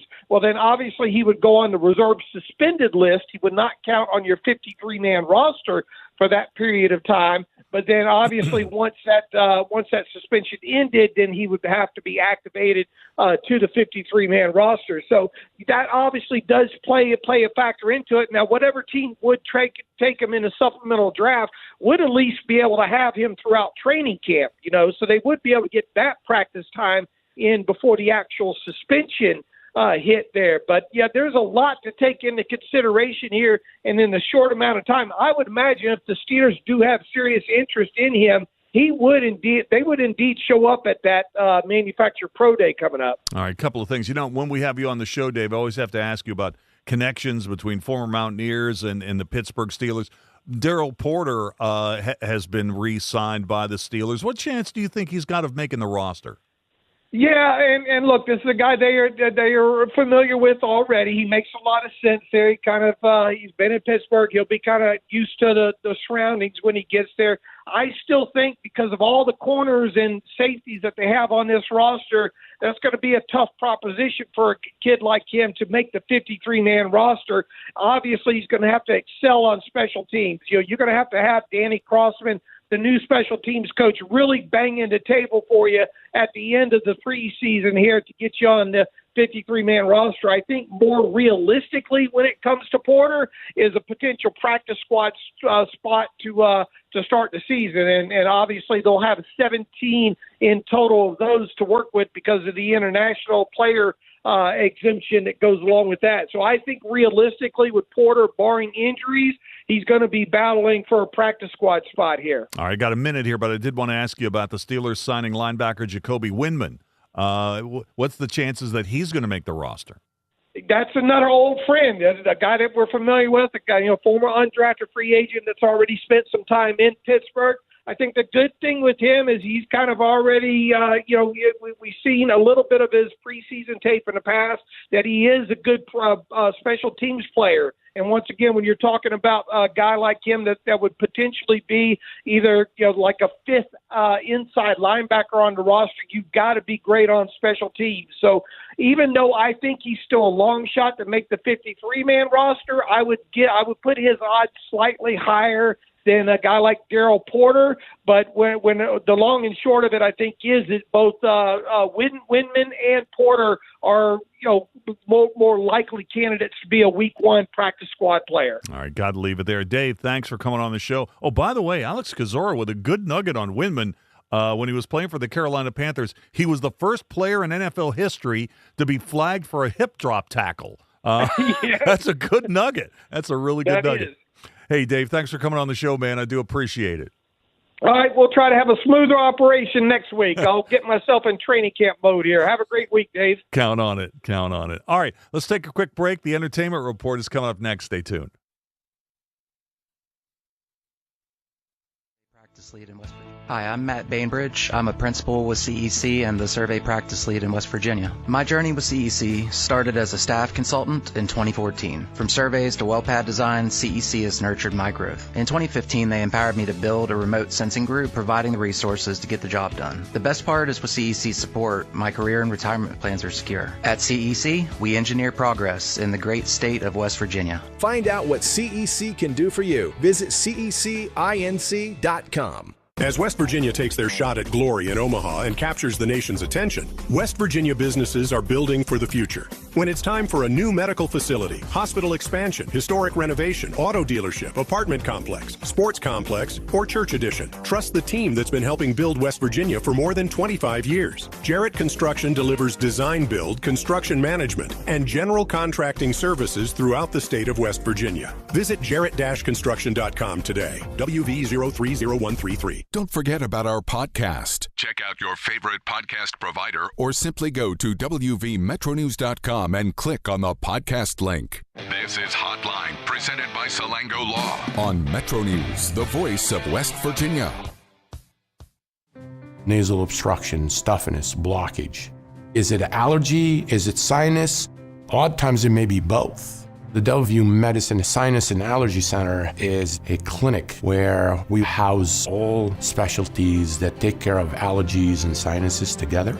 You name it, we have it. It's one-stop shopping. Anything ENT that needs done for the citizens of West Virginia, we can provide that care. Sunshine, open roads, and a new Toyota from Dan Cava Toyota World. Lease an all-new Camry for as low as $398 a month. All new Tundras now up to $8,000 off. All new Tacomas now up to $4,500 off or lease as low as $399 a month. $7,500 off the new BZ or 0% financing for 72 months. We've got a Toyota for you at Dan Cava Toyota World in Fairmont. Shop the world. If it matters in West Virginia, it's being talked about here. I always said I was going to move to a mountain in Tucker County, but probably going to put a data center on it, so I got to find a new plan. Oh, you did not. Oh, I did. Told you I was a little grumpy today. Oh, man, you got some zingers today, Dave. I love it. Join Dave Wilson and TJ Meadows Monday through Friday for Talkline. Available on mobile, Roku, Fire TV, smart TVs, and online at WVMetroNewsTV.com. Leading the efforts to build a stronger West Virginia, the High Technology Foundation has a proven plan to strengthen and diversify our state's economy. The I-79 Technology Park's high-capacity infrastructure continues to attract advanced federal operations that are driving economic growth. This keeps our young, educated residents in the state and brings West Virginians home. The High Technology Foundation, building a stronger West Virginia. Learn more today at WVHTF.org. In 1914, the same year the first commercial flight soared and the Panama Canal opened, Greer Industries was born. Herbert and Agnes Greer began in Morgantown, West Virginia, striking the first pick into the limestone formation that would become the backbone of one of the state's great industrial legacies. From the roads we drive on, the buildings we build, and the communities we serve, Greer Industries has been delivering quality for decades. At Greer Industries, we've been improving lives for more than a century. Longer days, warmer drives, and better deals at Dan Cava GMC.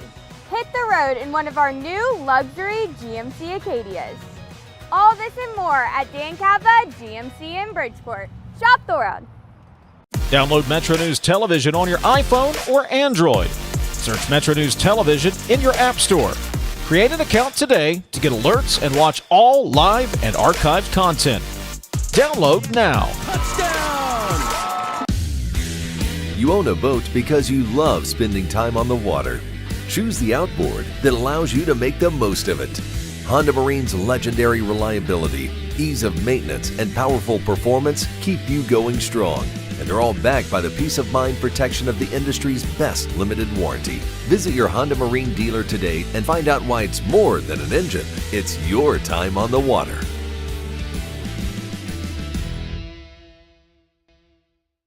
Org today.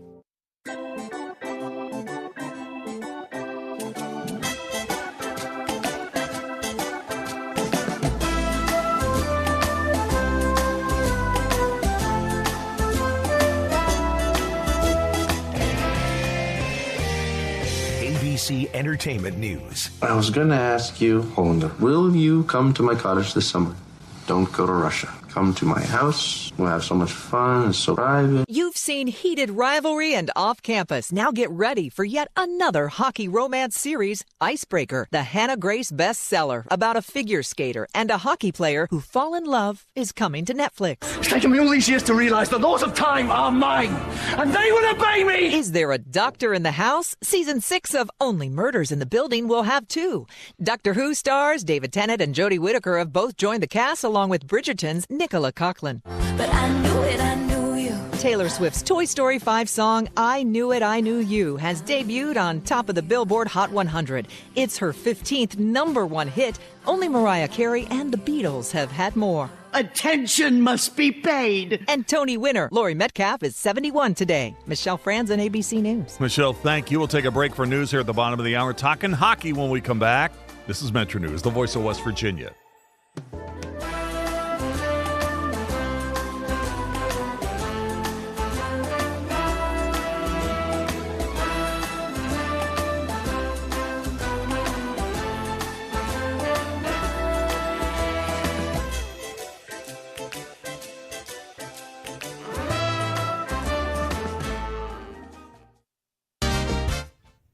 Today's Metro News television forecast is brought to you by Lou Wendell Marine Sales. We sell family fun. I'm meteorologist Brandon Weathers, walking through your thunderstorm potential quiet through tonight, looking to the northern panhandle for a non-severe thunderstorm, then from the northwest, Charleston to Morgantown on the edge of any strong storms approaching Wednesday night and some heavy rain. It's a widespread risk for severe thunderstorms capable of potentially damaging winds, large hail, and some flash flooding Thursday and Thursday night. The eastern panhandle is where we have lower amounts of rain expected, but elsewhere a widespread 1 to 1.5 inches with locally higher amounts that could bring some flooding. Overnight, we will see partly cloudy skies, a few areas of light rain. Northern panhandle might see a rumble of thunder that again is non-severe into the early morning hours. The larger situation here will be a cold front starting to approach from the northwest as we head through the later part of Wednesday, and then that front crosses the area through the day Thursday, pushing with it the line of storms with the heavy rain threat. FlyStarW forecast starts at home. We will see some severe storm potential for Chicago on Wednesday, quieter after that. Atlanta, stormy Wednesday through Friday. Situation is stormy in Orlando as well, where it's much hotter in the mid-90s. Panhandle, the Panhandle forecast, looking north for some non-severe rumbles of thunder tonight, about 57 Morgantown, 59 Moundsville, and 81 to 79 for highs here on Wednesday. Going east, 52 Davis, a bit closer to 60 toward Martinsburg, 87 there on Wednesday, looking to Petersburg for 85, rather dry during the day Wednesday. Elkins 55 tonight, Ripley potentially a little bit of light rain closer to the 60-degree mark for a low, and then 83 to 77 is the spread of highs here on Wednesday. Marlinton 53 tonight, topping off 79 there Wednesday. Charleston 85. So the stormy stretch will be Thursday to Friday, followed by a quieter weekend, but more wet weather anticipated Monday. You own a boat because you love spending time on the water. Choose the outboard that allows you to make the most of it. Honda Marine's legendary reliability, ease of maintenance, and powerful performance keep you going strong.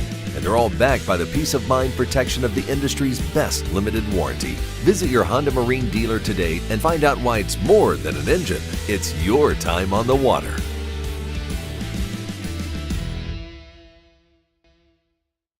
Stay connected to what's happening today in West Virginia.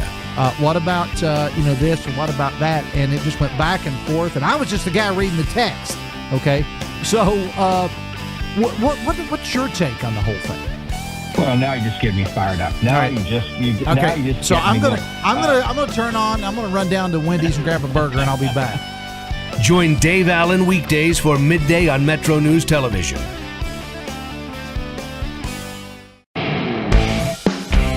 The conversation starts long before the game.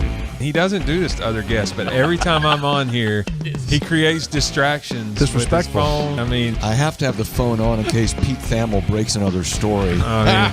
Join Tony Carini, Brad Howe, and Hoppy Kercheval for Three Guys Before the Game.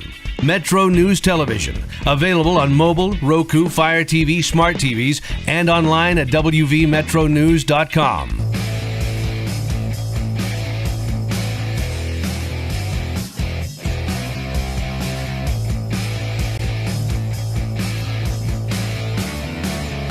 All right, welcome back.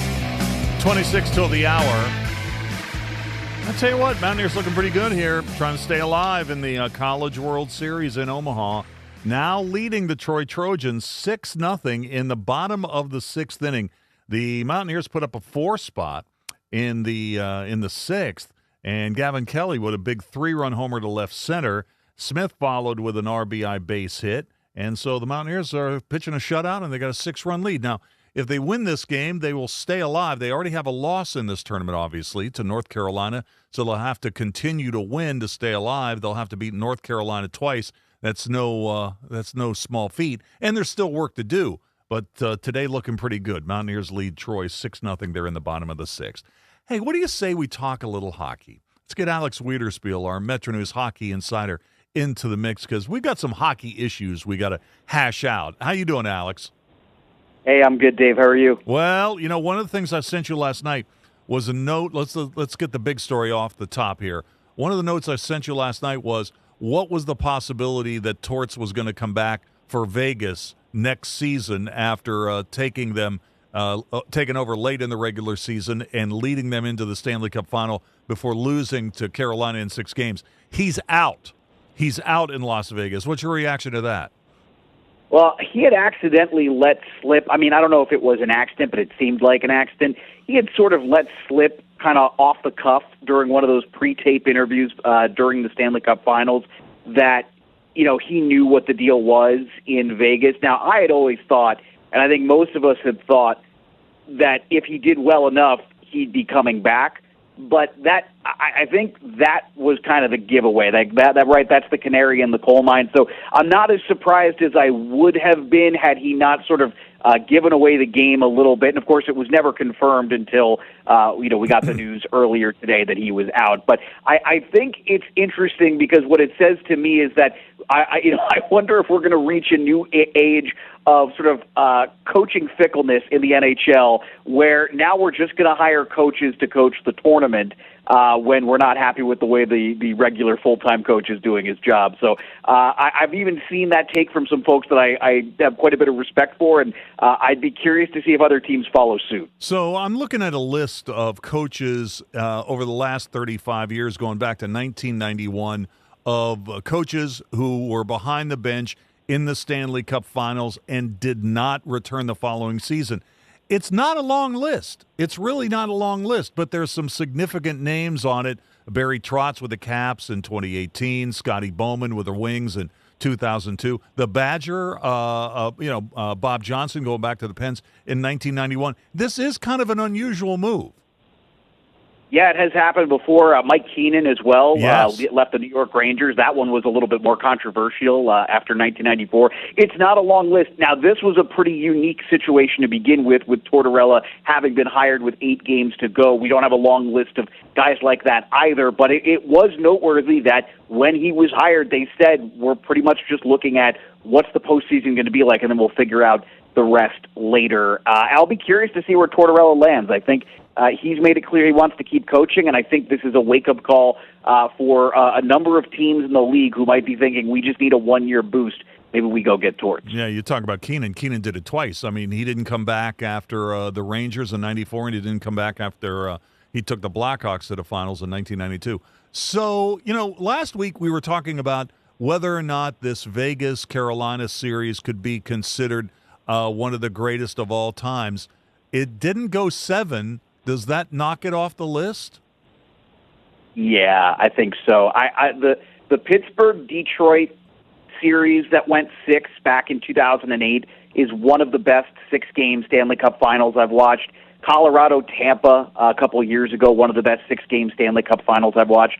This obviously had the chance, right? But Game 4, sort of the turning point in this series, third period of that one, really after that turnover, the iconic Jordan Staal goal that I think in many respects won him the Conn Smythe, that backhander on Carter Hart off the Shea Theodore turnover wound up being the winner in Game 4. After that point, Carolina was essentially dominant. I mean, you could say the first period of Game 5 was a little bit even, but the last 5 periods of this series all belong to Carolina in my mind. So it's tough for me when there's that level of dominance. It's tough for me to go and say, oh yeah, this was this was an all-timer. So I think, it started hot and petered out.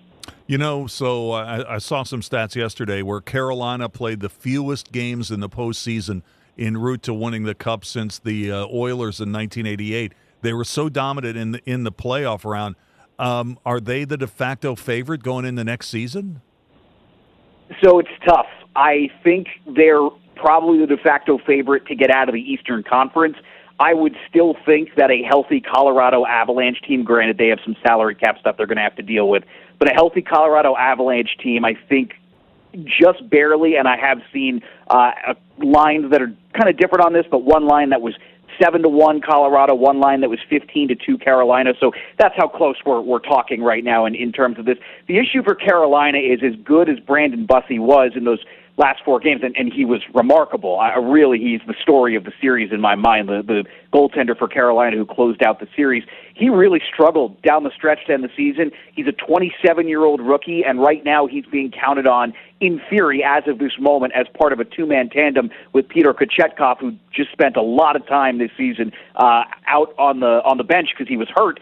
And, Freddie Anderson looks like he's going to head to market. If he doesn't, I'll be curious to see what Carolina brings him back at what number. But I think Freddie could go make himself quite a bit of money in this market that's got particularly not much going for it at goaltender. So I'd say I have some concerns, but you can't really look at this Carolina team that's going to bring back most of everything else and say they're not the Eastern Conference favorites at very least. I want to talk to you about the Pens, but one more thing about Carolina before we move on to Pittsburgh. Jordan Staal, just an unbelievable run. He had goals in the first 5 games of the final. Nobody had ever done that before. He won the Conn Smythe. What's his situation? Do you think he's coming back, or should he retire? What do you think's going on with Jordan Staal? Yeah, so he has one more year left on his deal, and he's reportedly, he's in, I hate to use the term best shape of his life. He's, as I understand it, this is a player who takes really, really good care of himself. So Jordan Staal, in many respects, can play kind of as long as he wants. And I think Carolina, he's left money on the table. I think they've worked with him. So I think if he wants to keep playing, and again, he has a year left on his current contract, if he wants to keep playing, I think he's going to keep playing. And that's beyond this year as well. But one quick note on him and just what a phenomenal series he had. And the 5 goals were obviously big. When you can get that from your number 3 center, that's huge. But no one played more time 5-on-5 against Jack Eichel, who I think is one of the maybe 6 best players on the planet, maybe even top 5. But no one played more time against Eichel. No forward for Carolina did than Staal. 46 minutes at 5-on-5. Jack Eichel was only on the ice for a single Vegas goal. Wow. That right there should be a huge part of that Conn Smythe story for Jordan Staal. That's a nugget. That's a really good nugget. All right, on the Pens, how busy is Kyle Dubas right now on the phone? Before I ask you a question about the draft next week, what do you think? Do you think Raquel is back? Do you think Rust is back? They're trying to turn over this roster and make it younger. What's the probability that Raquel and Rust are on the team next year? I feel like one of the two is probably gone, and I think it's more likely to be Raquel, but he's also the one I think will draw less interest on the open market, on the trade market. Bryan Rust, I think, would draw quite a significant bit of interest. Not that Raquel won't draw any. There will definitely be some, but I think his history of injury issues and the fact that he does not have the same postseason reputation that Bryan Rust has. Also, you look at Bryan Rust's contract situation, just an extremely affordable player. I think it would take a big offer to pry Bryan Rust. Now, worth noting, Josh Yohe of The Athletic did report yesterday that they're available, but it's going to take a lot, particularly with Rust. I do think Kyle Dubas is going to be busy, though. He's looking for a top 6 forward, and he's looking for a young one. There's not really one to be found on the open market in unrestricted free agency. There are 1 or 2 who have been rumored on the trade market. Mason McTavish from Anaheim comes to mind as a possibility. Matthew Nyes, an outside shot. Dubas is the GM who drafted him in Toronto. The only thing is that there was a deal that fell through at the trade deadline between Toronto and Montreal. So it's likely you would think that if they're going to revisit that, Montreal is going to kind of have first dibs on Matthew Nyes, a power forward in Toronto who would definitely fit the bill of young 23-year-old power forward and top 6 player. We were talking about Raquel. Raquel's getting a little age. He's 33. He's got 2 years left on his deal. He's a $5 million cap hit. So, we'll see if he returns. And talking about Dumas, so the Penguins have all of their picks in the draft next week. They've got 3 second-round picks. They have their first round pick, then they've got 3 in the second round. We know that Dumas loves to accumulate these picks. What do you think the possibility – is there any possibility that he uses all 3 of those second-round picks next week? Yes, but I think he's actually more likely to trade down in some respects. He's a guy who likes accumulating draft picks, as noted, and I don't have the numbers in front of me, but I know he has a history of trading down. So I wouldn't be surprised if, rather than using all 3 of those picks, one of them he trades down from. It's also worth noting here that I could see them using one of those picks in a trade. So talk about the cap growth, and we talked a little bit about this, I think, last week. The cap growth in the league is pretty wild. There are 10 teams right now who are under the salary cap floor. The Pittsburgh Penguins are one of those 10 teams, so they have got to do something to get above the salary cap floor, and they have actually quite a bit of something to do. I believe they are one of just 4 teams that are $10 million under the floor right now. So they have some salary that they need to go get. So I could see a scenario where one of 2 things occurs. Either they wind up using, say, the second-round pick to go get a player who's got a sizable cap hit, or getting an asset attached back on a player who's maybe a little bit underwater value-wise. A guy who's been bandied about is Edmonton Oilers defenseman Darnell Nurse, who carries a pretty hefty $9.5 million average annual value.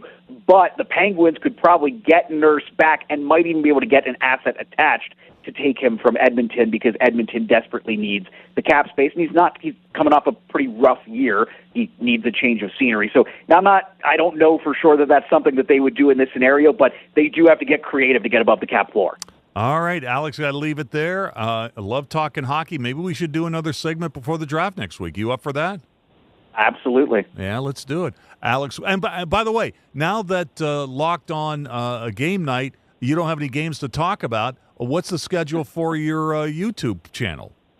Yeah, so we're going to do we're actually going to do it's kind of strange. Not an entire first round mock draft, but we're going to do a front half of the lottery teams mock draft using some of the Locked On local hosts to help kind of make the picks, and then we're going to analyze them. And I'll have some stuff up at Yard Barker as well, previewing free agency and some of the bigger names on the trade market that I'm going to be kind of keeping my eye on. Sounds good. Look forward to that. Thanks for coming on the show today. I do appreciate it.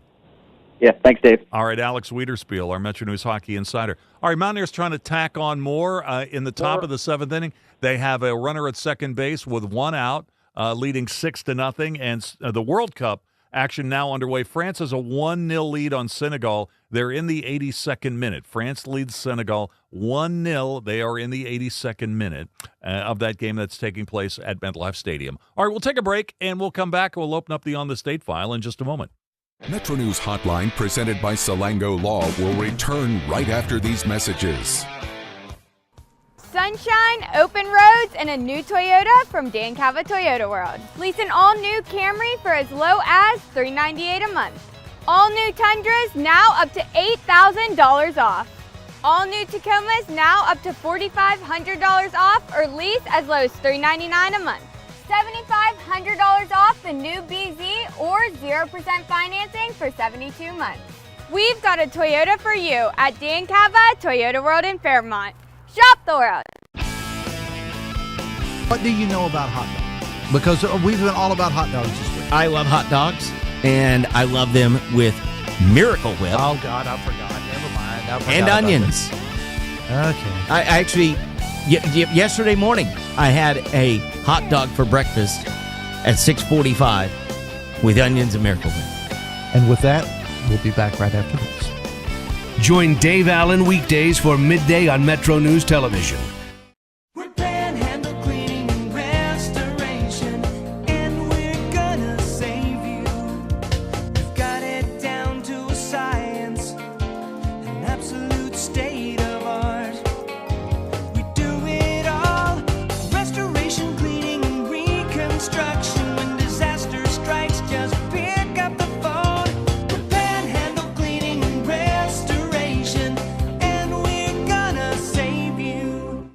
Leading the efforts to build a stronger West Virginia, the High Technology Foundation has a proven plan to strengthen and diversify our state's economy. The I-79 Technology Park's high-capacity infrastructure continues to attract advanced federal operations that are driving economic growth. This keeps our young, educated residents in the state and brings West Virginians home. The High Technology Foundation, building a stronger West Virginia. Learn more today at WVHTF.org. You own a boat because you love spending time on the water. Choose the outboard that allows you to make the most of it. Honda Marine's legendary reliability, ease of maintenance, and powerful performance keep you going strong. And they're all backed by the peace of mind protection of the industry's best limited warranty. Visit your Honda Marine dealer today and find out why it's more than an engine. It's your time on the water.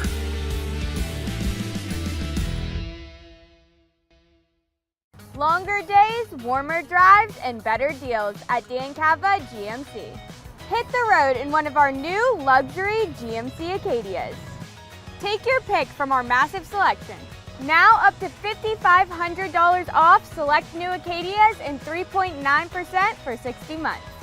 The great deals continue with our large selection of quality pre-owned vehicles. All this and more at Dan Cava GMC in Bridgeport. Shop the world. Nasal obstruction, stuffiness, blockage. Is it allergy? Is it sinus?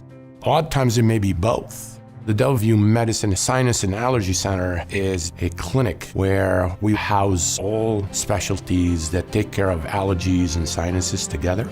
You name it, we have it. It's one-stop shopping.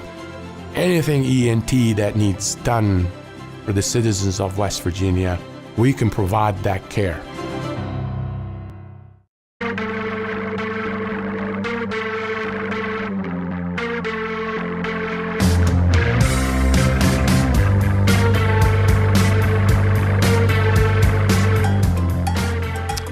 All right, West Virginia adding on at the College World Series, a run in the top of the seventh inning. They lead Troy 7-0 with a runner at first and 2 outs in this elimination game. All right, time now to crack open the On This Date file, and we will start with the birthdays, and we'll start with the sports birthdays. How about this one? Guess who's 60? Randy Barnes. Randy Barnes from the Kanawha Valley won the gold medal in the Olympic shot put in 1996, held the world record for a while, 60 years old today. Phil Mickelson, you know, we've got the U.S. Open starting at Shinnecock Hills on Thursday, and that is the only major that Phil Mickelson has never won. He's 56 years old today. Kerry Wood of the Cubs, 43. Roberto Duran, 75 years old today. From basketball, Tree Rollins, played for the Cavs, 71 years old today. World Cup going on. Kobe Jones from the LA Galaxy. He's worked in journalism now. 52 years old. Justin Jefferson of the Vikings is 27. Carly will be here in the 5 o'clock hour. From entertainment, birthdays today. Laurie Metcalf, 71. Joyce Carol Oates, the author, is 88 years old today. Gino Vanelli, Canadian singer, songwriter, 74 years old today. Billy Crash Craddock, 87 years old today. Birthday anniversaries. Tupac Shakur was born on this date. He was born on this date in 1971. He died at the age of 25 in September of 1996. On this date, 1967, the Summer of Love officially begins as 50,000 attend the first day of the Monterey Pop Festival. A host of acts, The Association, Johnny Rivers, Eric Burden and the Animals, Simon and Garfunkel, and Jefferson Airplane performed. And your friend, baby, only treat you like a gas. Don't you want somebody to love? Don't you need somebody to love? Wouldn't you love somebody to love? You better find somebody to love. Also on this date, 1980, the musical comedy The Blues Brothers with Dan Aykroyd and John Belushi premieres in where else? Chicago. Carrie Fisher. I must now kill you and your brother. Aretha Franklin. You're living with me now, and you're not gonna go sliding around with your old white woman friends. Henry Gibson. He better pray the police get to him before we do. And the Blues Brothers Band. Let's go, boys. The Blues Brothers. Are you the police? No, ma'am. We're musicians. The Blues Brothers debuting on this date in 1980 in Chicago. Also on this date from golf, 1951 at the U.S. Open in Oakland Hills, Ben Hogan wins his second consecutive U.S. Open title. But it's a different story for the little defending champ from Texas, the comeback guy doing it again. Ben Hogan holds out with a final round score of 67, and the gallery takes him to its heart. They're rooting for him, and he delivered. The biggest little man in golf, Ben Hogan, with his third Open title. And it was on this date in 1978 that Tom Seaver finally got his no-hitter as a member of the Reds as he no-hit the Cardinals. So Tom Seaver now a strike away from his first major league no-hitter. The Reds leading at 4-0 in the ninth inning. Hendrick puts a head of the bat on the plate. Werner hangs a sign. Seaver with a pause, the check and the pitch. He bounces to first base. Dreesen has it. He goes to the bag, and Seaver's got it. Tom Seaver has pitched his first major league no-hitter, and this one belongs to the Reds. Seaver is being mobbed at first base as George Hendrick bounces a routine two-hopper to Danny Dreesen, and the 38,216 at Riverfront Stadium are standing. And our musical birthday to the break, Eddie Levert of the OJs, born in Canton, is 84 years old today. The 5 things to know at 5 o'clock in sports are coming up next.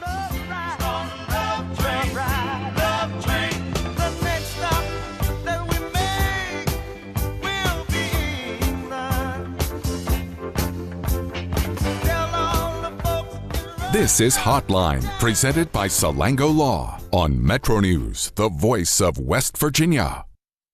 Leading the efforts to build a stronger West Virginia, the High Technology Foundation has a proven plan to strengthen and diversify our state's economy. The I-79 Technology Park's high-capacity infrastructure continues to attract advanced federal operations that are driving economic growth. This keeps our young, educated residents in the state and brings West Virginians home. The High Technology Foundation, building a stronger West Virginia.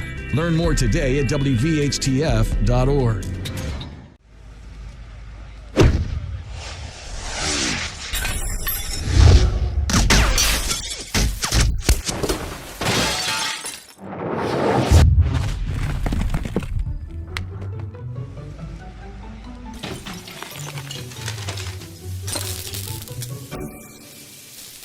I'm Sean Kovich, Mountaineer Golf Coach.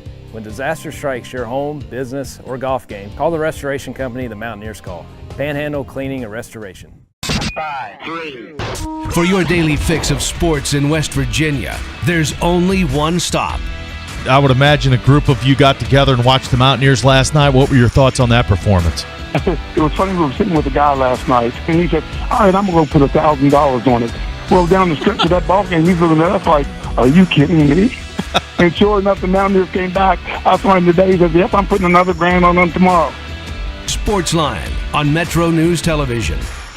Sunshine, open roads, and a new Toyota from Dan Cava Toyota World. Lease an all-new Camry for as low as $398 a month. All new Tundras now up to $8,000 off. All new Tacomas now up to $4,500 off, or lease as low as $399 a month. $7,500 off the new BZ or 0% financing for 72 months. We've got a Toyota for you at Dan Cava Toyota World in Fairmont. Shop the world. In 1914, the same year the first commercial flight soared and the Panama Canal opened, Greer Industries was born. Herbert and Agnes Greer began in Morgantown, West Virginia, striking the first pick into the limestone formation that would become the backbone of one of the state's great industrial legacies. From the roads we drive on, the buildings we build, and the communities we serve, Greer Industries has been delivering quality for decades. At Greer Industries, we've been improving lives for more than a century. Nasal obstruction, stuffiness, blockage. Is it allergy? Is it sinus? Odd times it may be both. The Delview Medicine Sinus and Allergy Center is a clinic where we house all specialties that take care of allergies and sinuses together. You name it, we have it. It's one-stop shopping. Anything ENT that needs done for the citizens of West Virginia, we can provide that care. Longer days, warmer drives, and better deals at Dan Cava GMC. Hit the road in one of our new luxury GMC Acadias. All this and more at Dan Cava GMC in Bridgeport. Shop the world. Download Metro News Television on your iPhone or Android. Search Metro News Television in your app store. Create an account today to get alerts and watch all live and archived content. Download now.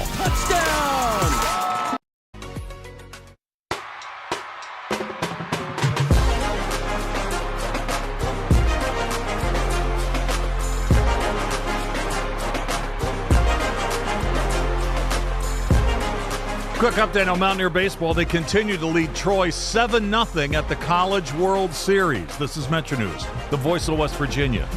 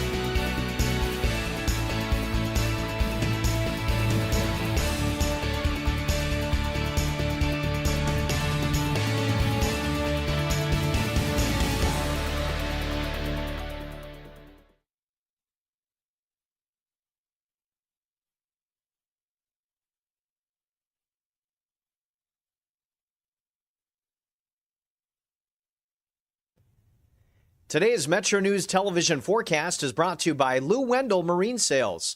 We sell family fun.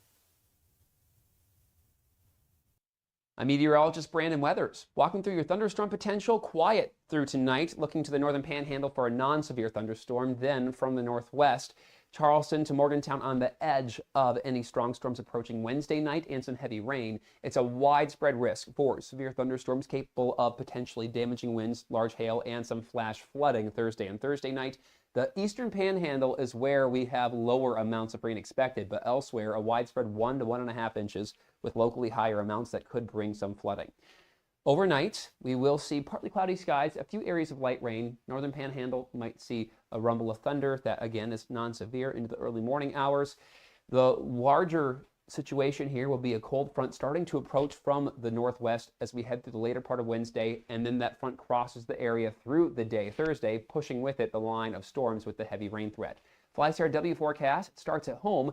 We will see some severe storm potential for Chicago on Wednesday, quieter after that. Atlanta, stormy Wednesday through Friday.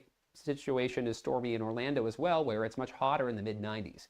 Panhandle to panhandle forecast, looking north for some non-severe rumbles of thunder tonight, about 57 Morgantown, 59 Moundsville, and 81 to 79 for highs here on Wednesday. Going east, 52 Davis, a bit closer to 60 toward Martinsburg, 87 there on Wednesday, looking to Petersburg for 85, rather dry during the day Wednesday. Elkins 55 tonight, Ripley potentially a little bit of light rain closer to the 60-degree mark for a low, and then 83 to 77 is the spread of highs here on Wednesday. Marlinton 53 tonight, topping off at 79 there Wednesday. Charleston 85. So the stormy stretch will be Thursday to Friday, followed by a quieter weekend, but more wet weather anticipated Monday.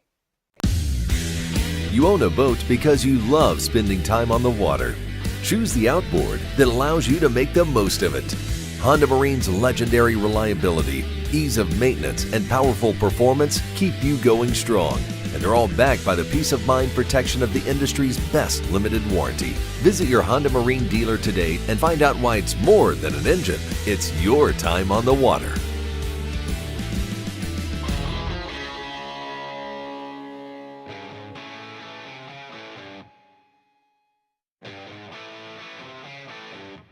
This is Metro News Hotline, presented by Salango Law. Metro News Hotline is a 3-hour audio tour, navigating the world of sports, news, entertainment, tech, and more from a Mountain State point of view. Hotline is a no politics zone. You can join the conversation. Text the show at 304-825-5304. 304-TALK-304. Here's the host for Metro News Hotline, Dave Weekley. All right, welcome back to the show. Time to start the third and final hour of our program today, Metro News Hotline. Thanks so much for tuning in today, folks. I really do appreciate it. Wait a minute. Hey. Coop, what are you doing? This is our Monday 5 o'clock music. You're the one that always gets on me for the contract. Okay. Well, if this music is playing, look who's here. Look who finally made it in. Carl Lee, the former NFL All-Pro defensive back of the Minnesota Vikings and the Saints. Carl, good to see you. Good to see you. Thanks for coming in. Not a problem. What's the story? Why weren't you here yesterday in your regular slot? We were looking for you yesterday. No, actually, we knew you weren't going to be here. No. Were you traveling? I was traveling, yeah. I was trying to get out of, North Dakota and to get here. And I have said thousands and thousands of times, my flights, if you're on a flight, if you look up and see me on a flight, we're not going to get home in time. Oh, my goodness. So it's just not going to work. So where were you in North Dakota? Shoot. I've never been to North Dakota. You ever been there, Coop? Touched it for like a few, I could say that I've been there, but I haven't really been. Like, I've driven in a road that was in North Dakota, but I didn't go anywhere. Man, all I know about North Dakota is it's extremely flat and extremely windy. And we go all over the place because we're shooting around to different locations. There's like sports bars and stuff like that. You know, we're signing autographs and stuff like that. And we go all over the place and find a hotel, sleep there, and then, you know, it's crazy. We spent about 5 hours in a place, and, you know, all the guys are sitting there. We're sitting at the table, so we're looking at the line, and it's way out the door. And that's not necessarily for me. We had Dante Culpepper. We had Jim McMahon. I mean, we had some big name guys, and it was time consuming. But it was, at the end of the day, for the fan bases that love that kind of thing, it's great. So what does Jim McMahon say when he sees you, Carl? Like it can't be good. No, believe it or not, we've really got a great relationship at this point. We'll dap up and give each other a hug, and and the crazy thing about the group as a whole is there very little talk, if at all, about football or competing against each other or that game or that game. Do you remember that? Like it's so far away from that. It's crazy, because you would think it would be everybody's diving into the conversation talking about this game, and not that it doesn't happen at some point, but for the most part, it's just guys just hey man, you coming next week, or we're gonna do something? Will you come to this? That, I mean, it's just great. My closest personal interaction with Jim McMahon was years ago. I was at I think I was at a Cincinnati Reds playoff game at Riverfront Stadium, and literally he was on the payphone, and I was in line behind him to get on the phone.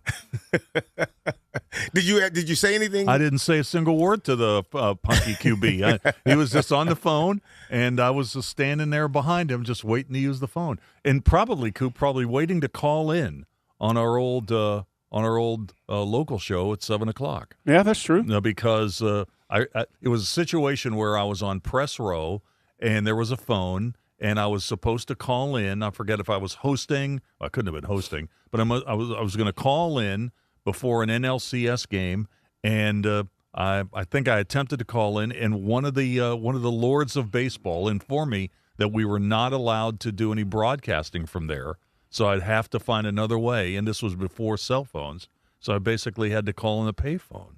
I almost wonder if what year was that? Probably like 90, 91, 92. I wonder if I might have actually been working your show that night, because that's when I first got into radio. Yeah. And that situation sounds awful familiar to me. So I'm waiting for Jim McMahon to get off the phone to call in. Yeah. And you didn't rush him? Do you mean Let's Talk with Carl Lee guest Jim McMahon? Yes. Because he has been a guest on that program. That's exactly right. That's exactly right. Hey, we have breaking news. Oh. We have breaking local sports news. So let's go ahead and get the breaking sports. It's good news. It's good news. All right, breaking.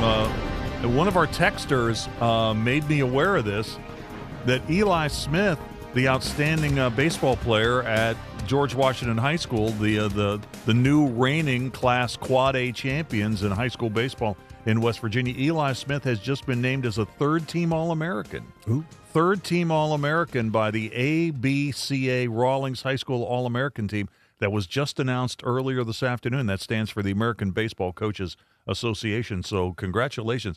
Good catcher, good pitcher, and a key to the Patriots winning the state championship in Quad A in Huntington over the weekend. So congratulations to him. Yeah, that's good stuff. And also thank you to the listener who saw that information and sent that in. We always appreciate that kind of stuff. It's not one-to-one. It's not always, but when you look at these lists, and I just did an eyeball test, and it's still sort of like this, though Travel Ball's changed this a little bit. So many of the players are from the lower parts of the United States, the southern part of the United States. And so to have West Virginia on there, which, regardless of what you think, we don't play baseball year-round here. So to have a West Virginian on that list is pretty good. That's a good thing. So were you stuck in the airport in North Dakota? Or yes. Were you trying to get to a bigger airport? I was trying to get to Chicago. Ultimately, then I get to Chicago. Then from Chicago to Charlotte, I ended up, I don't know, I must have been in Chicago for about a good 4 hours. I'll give you this. I left to go to the airport at, I think it was like, I got there around 12. I got home about 12:30, 1 o'clock. This morning? This morning. Oh, man. Now listen, I have been on that. That sounds like one of my stories. That sounds like the last flight into Yes. Yaker. Yes. Okay. Yes. Okay. Yes. And the crazy thing about it was, that that's the last flight. So you kind of got to find a way to get anything that can get you in to Charleston. Because if you don't, you're overnight. Did you have a car in the lot, or did somebody have to come get you? My wife came Carl, and got me. Carl. Look, I'm used to getting caught and knowing that I'm usually never going to get in on time. So she's used to it at this point. Coop, Linda's had enough of dropping me and picking me up at the airport. Usually the last thing I see from her is like waving when I leave the home. She's not coming to the airport to pick me up. It's like, oh, your cab is here. What do you mean? Why do I need a cab? No, because you're leaving. Yeah, I get it. And I you're get not it. coming back. Yeah. You made your wife come get you, make, Carl? I did not make. Well, that was just that's what she does. Hey, so what? I'm sure this came up because you guys spent a lot of time talking to people. What's amongst the former NFL players? What was the take on the Brendan Sorsby thing? You know what? No one really even had a discussion. And again, what's interesting about that whole kind of weekend, the conversations are typically about what you're doing, Okay. It's not really. You do the signing and people are talking to you and you're talking football sometimes with some of those folks. But once you're done, like where are we going to eat? And then when we're sitting down to eat, we're just sitting talking about where are you at? Where are you coming from? Where are you going back to? I mean, it's you would think it was football talk, but it is as far away from it as possible. So we got the news last night that Brendan Sorsby, former quarterback at Indiana and at Cincinnati last year, who's got a gambling addiction and has apparently completed rehabilitation, will not play for Texas Tech, which was making the entire college football world turn upside down after he got a favorable ruling from a Texas judge, a judge in Lubbock. The news came out last night. I want to say it came out around maybe 7:45. And in typical fashion, Coop, this came out like about an hour and a half after our show was off the air. Thanks. Only the baseball team helps us out. Yeah, thank you, Sornsby. So he will go into the NFL supplemental draft. Yeah. He was coming up against a deadline for that draft, which was next week. The draft itself will be in the middle of July, and we found out today that his pro day is going to be on July the 10th. But the supplemental draft is kind of an odd animal. It really is, yeah. I've got a list of the most significant players in the history of the supplemental draft. And, Carl, I think I can I know you got some jet lag, but I think I can ask you this because he has a connection to the Vikings. Mm-hmm. Who is considered to be the most significant player ever selected in the supplemental draft? Would you like a clue? I would definitely need it. All right. Coop, you can weigh in on this. He is known not totally for his time with Minnesota, but primarily as a Viking. He is also a wide receiver. He is a wide receiver who played in – he was selected in the supplemental draft in 1987. In 87. He played with Carl then, huh? Okay. Yeah. So Jake Reed. Good guess. Incorrect. Okay. Would you like to know his famous quote? Oh. Or the quote about this particular player? It can't be Anthony Carter. He only catches touchdowns. Oh, wow. Do you think you have the answer? That's Carter, right? That's right. Chris Carter is probably the most significant player selected in the supplemental draft because if you remember, he was ineligible to play for Ohio State after he signed and got illegal payments, and he went in the fourth round yeah. of the 87 supplemental draft and went on to become a Hall of Famer. See, I had forgot about his history. I didn't. That's because he was in the league forever. Yeah. Wow. I probably never would have. I would have never thought that name. but prior to his senior year, he signed a post-dated contract and accepted secret interest-free monthly loans from Norby Walters. How about that's a name from the past, right?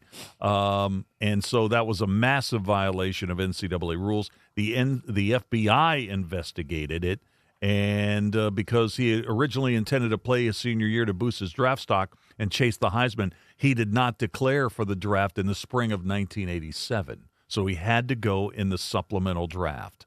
Once Ohio State and the NCAA officially upheld his ban, his college career was over. In the supplemental draft, he was selected by the Eagles, and then he went on to the Vikings. He played for the Dolphins, too.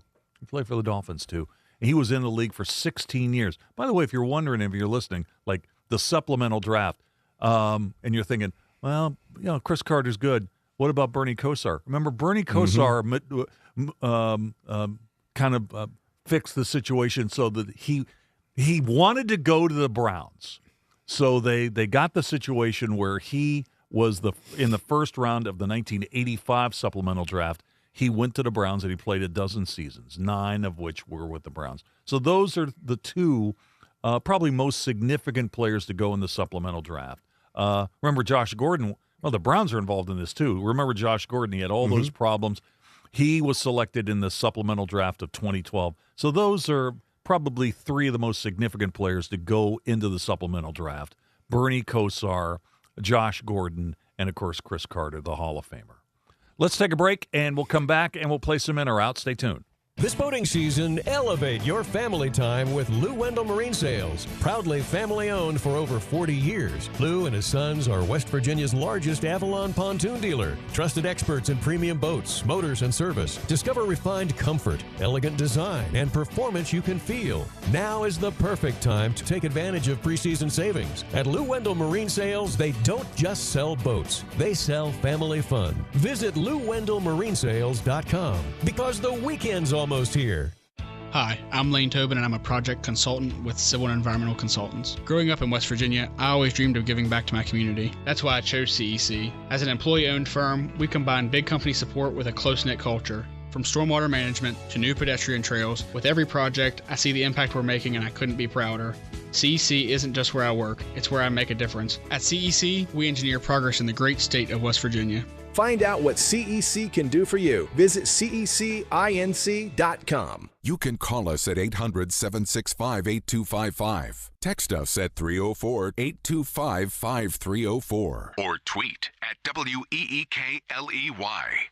This is Hotline, presented by Salango Law on Metro News, the voice of West Virginia. Nasal obstruction, stuffiness, blockage. Is it allergy? Is it sinus? Odd times it may be both. The Delview Medicine Sinus and Allergy Center is a clinic where we house all specialties that take care of allergies and sinuses together. You name it, we have it. It's one-stop shopping. Anything ENT that needs done for the citizens of West Virginia, we can provide that care. Sunshine, open roads, and a new Toyota from Dan Cava Toyota World. Lease an all-new Camry for as low as $398 a month. All new Tundras now up to $8,000 off. All new Tacomas now up to $4,500 off or lease as low as $399 a month. $7,500 off the new BZ or 0% financing for 72 months. We've got a Toyota for you at Dan Cava Toyota World in Fairmont. Shop the world. If it matters in West Virginia, it's being talked about here. I always said I was going to move to a mountain in Tucker County, but probably going to put a data center on it, so I got to find a new plan. Oh, you did not. Oh, I did.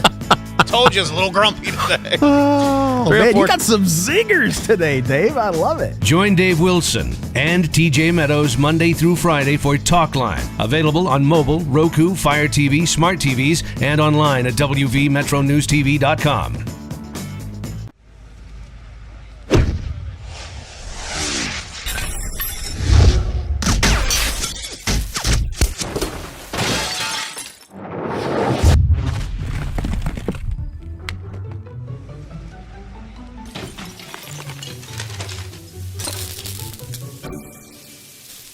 I'm Sean Kovich, Mountaineer Golf Coach.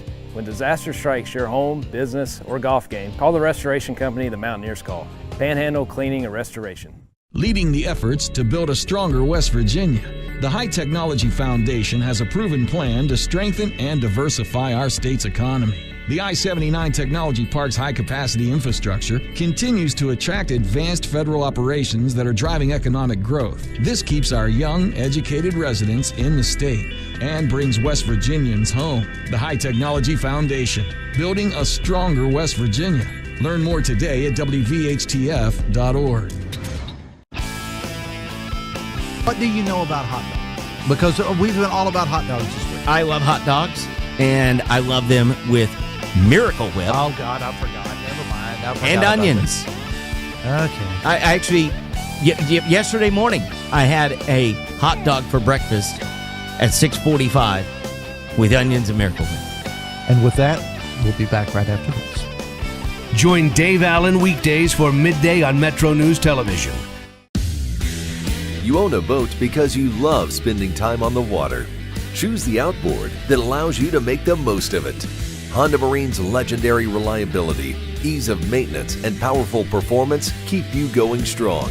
And they're all backed by the peace of mind protection of the industry's best limited warranty. Visit your Honda Marine dealer today and find out why it's more than an engine. It's your time on the water.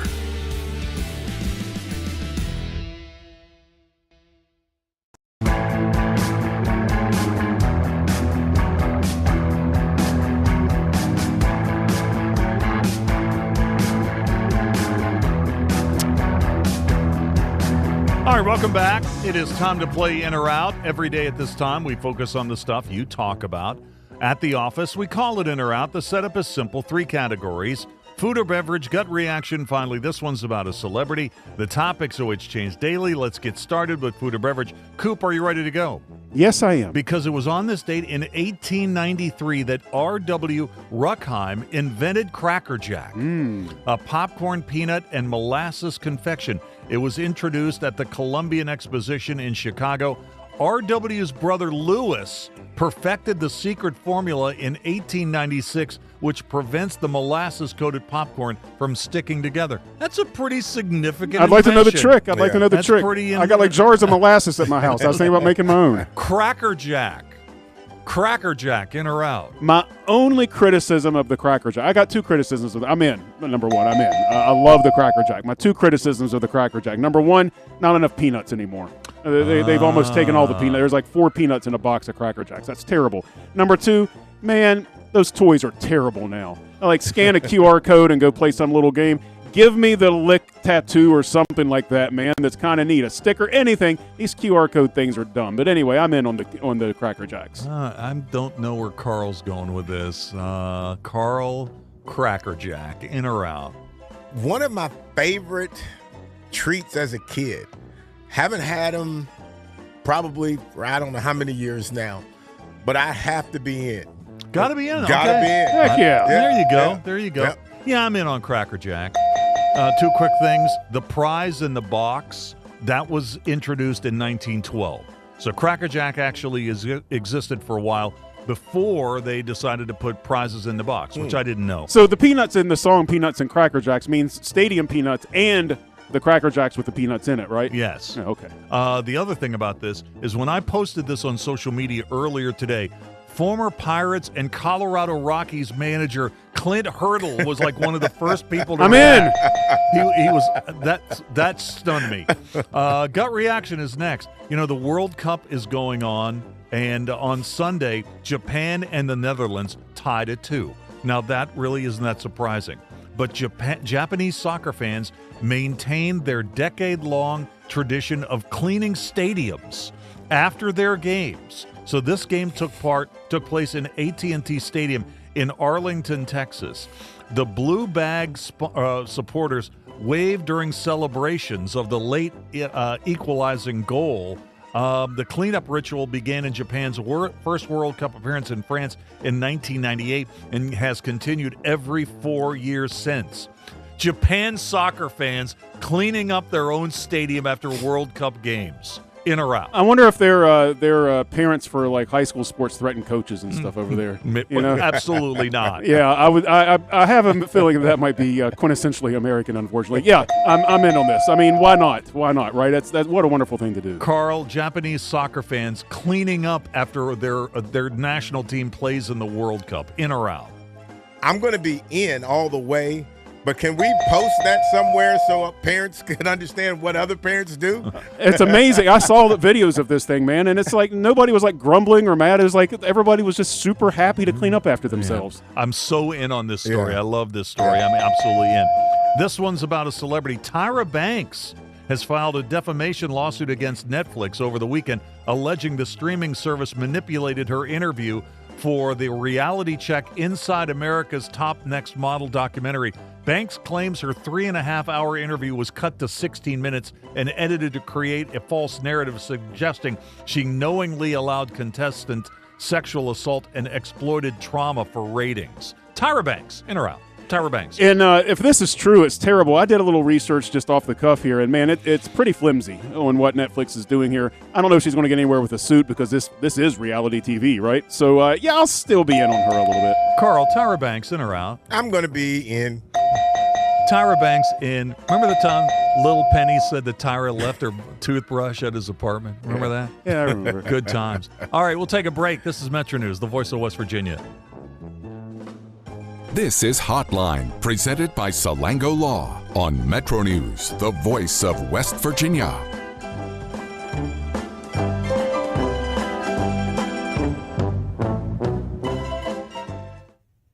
Today's Metro News television forecast is brought to you by Lou Wendell Marine Sales. We sell family fun. I'm meteorologist Brandon Weathers, walking through your thunderstorm potential quiet through tonight, looking to the northern panhandle for a non-severe thunderstorm, then from the northwest, Charleston to Morgantown on the edge of any strong storms approaching Wednesday night and some heavy rain. It's a widespread risk for severe thunderstorms capable of potentially damaging winds, large hail, and some flash flooding Thursday and Thursday night.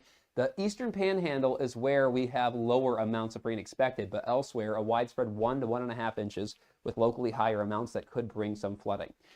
Overnight, we will see partly cloudy skies, a few areas of light rain. Northern panhandle might see a rumble of thunder that again is non-severe into the early morning hours. The larger situation here will be a cold front starting to approach from the northwest as we head through the later part of Wednesday, and then that front crosses the area through the day Thursday, pushing with it the line of storms with the heavy rain threat. FlyStar W forecast starts at home. We will see some severe storm potential for Chicago on Wednesday, quieter after that. Atlanta, stormy Wednesday through Friday. Situation is stormy in Orlando as well, where it's much hotter in the mid-90s. Panhandle, the Panhandle forecast, looking north for some non-severe rumbles of thunder tonight, about 57 Morgantown, 59 Moundsville, and 81 to 79 for highs here on Wednesday. Going east, 52 Davis, a bit closer to 60 toward Martinsburg, 87 there on Wednesday, looking to Petersburg for 85, rather dry during the day Wednesday. Elkins 55 tonight, Ripley potentially a little bit of light rain, closer to the 60-degree mark for a low, and then 83 to 77 is the spread of highs here on Wednesday. Marlinton 53 tonight, topping off 79 there Wednesday. Charleston 85. So the stormy stretch will be Thursday to Friday, followed by a quieter weekend, but more wet weather anticipated Monday. You own a boat because you love spending time on the water. Choose the outboard that allows you to make the most of it. Honda Marine's legendary reliability, ease of maintenance, and powerful performance keep you going strong. And they're all backed by the peace of mind protection of the industry's best limited warranty. Visit your Honda Marine dealer today and find out why it's more than an engine. It's your time on the water.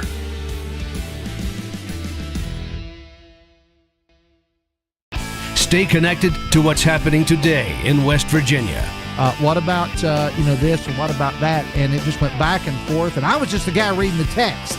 Okay, so what's your take on the whole thing? Well, now you just get me fired up. Now right. you just So I'm gonna turn on. I'm gonna run down to Wendy's and grab a burger, and I'll be back. Join Dave Allen weekdays for midday on Metro News Television.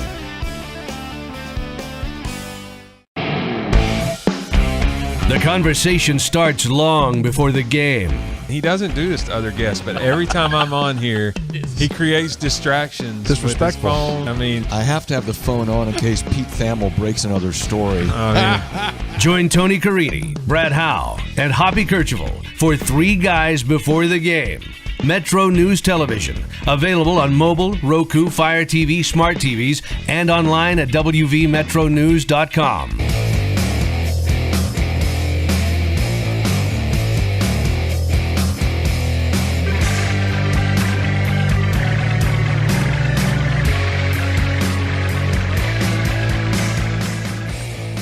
All right, welcome back. You know, we were hoping that we might get a little post-game action, interview-wise, after this WVU Troy elimination game at the College World Series. But Coop, WVU's just not cooperating. They're just extending this game. They just keep scoring runs. It's 8-0 now. Mountaineers are leading this game. The winner of this game, and it's looking more and more like it's going to be the Mountaineers, Mountaineers will continue. They have a loss, so they have to continue to win now that they are in the elimination round. They will play North Carolina in the next game. In fact, they'll play North Carolina in the next two games, and they'll have to win them both to advance. But this loss by the Trojans, if barring a miraculous bottom-of-the-ninth comeback, will eliminate Troy from this competition. Troy will have losses against West Virginia, and after beating Ole Miss to stay alive in the elimination round, they will have a second loss, and they'll be out of the tournament. All right.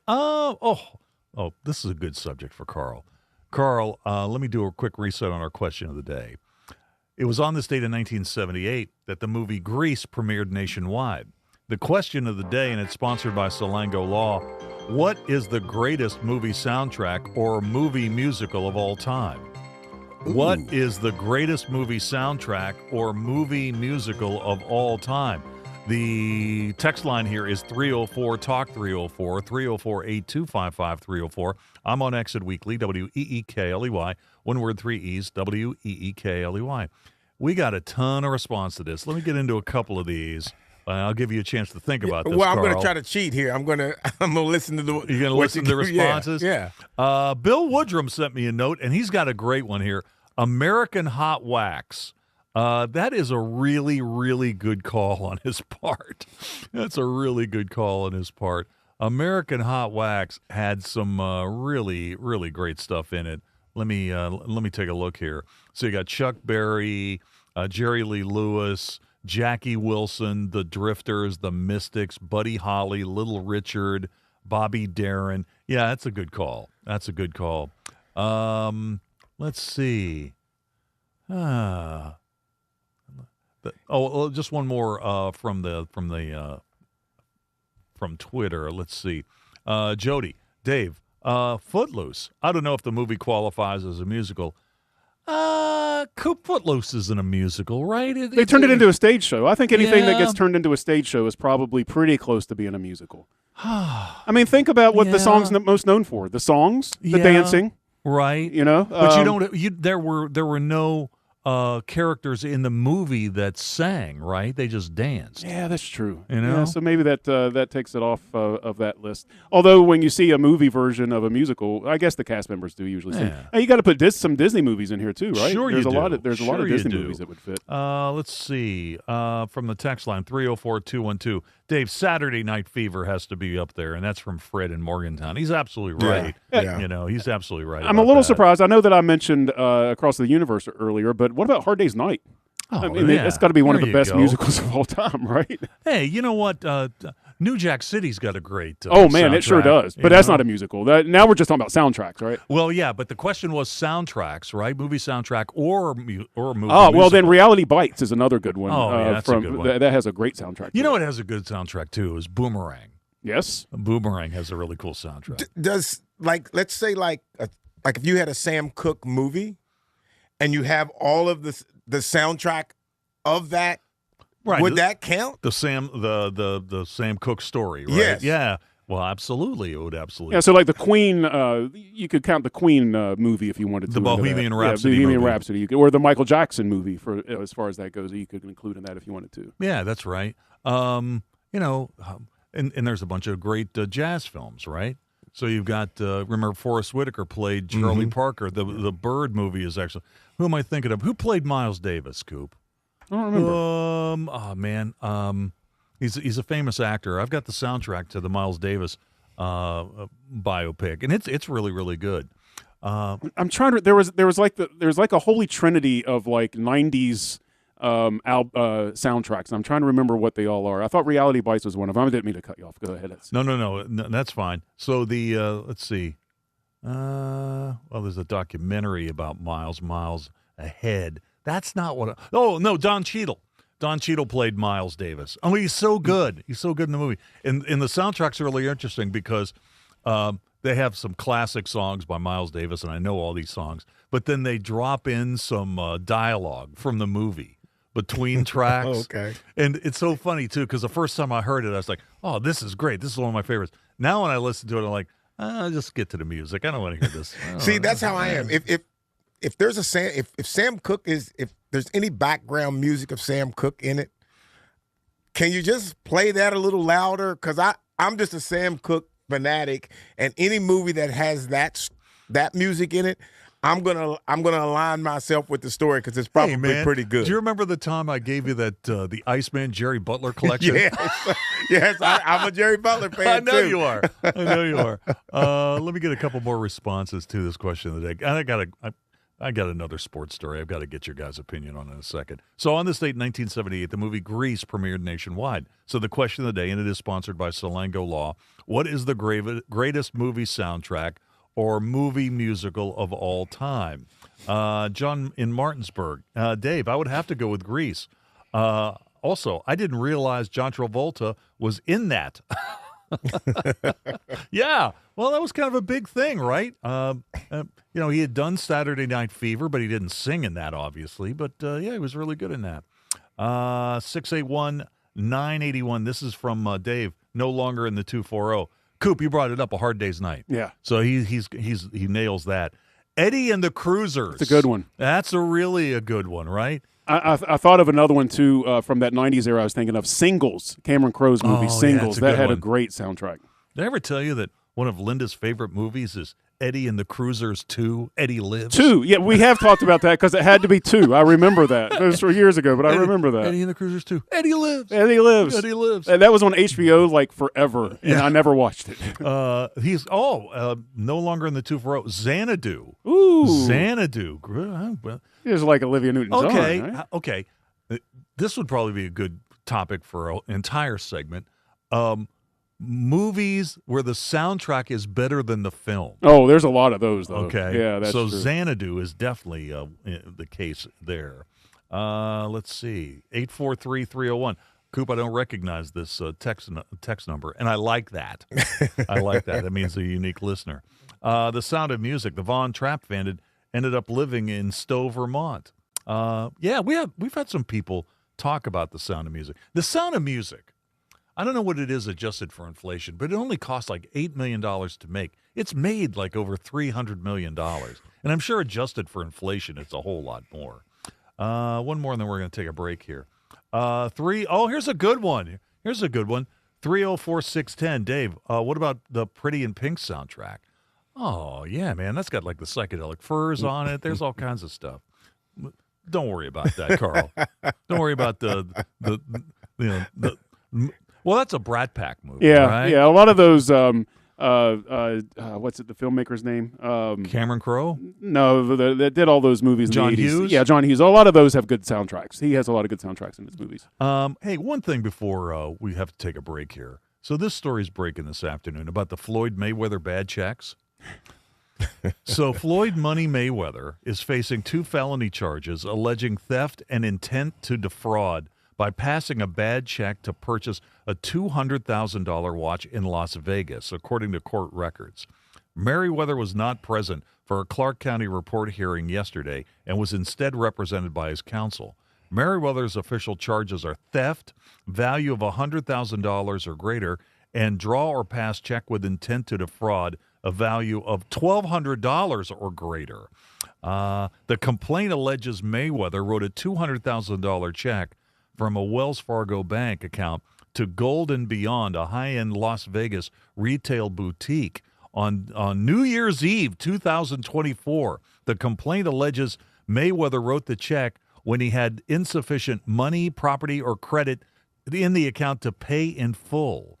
How's this even possible?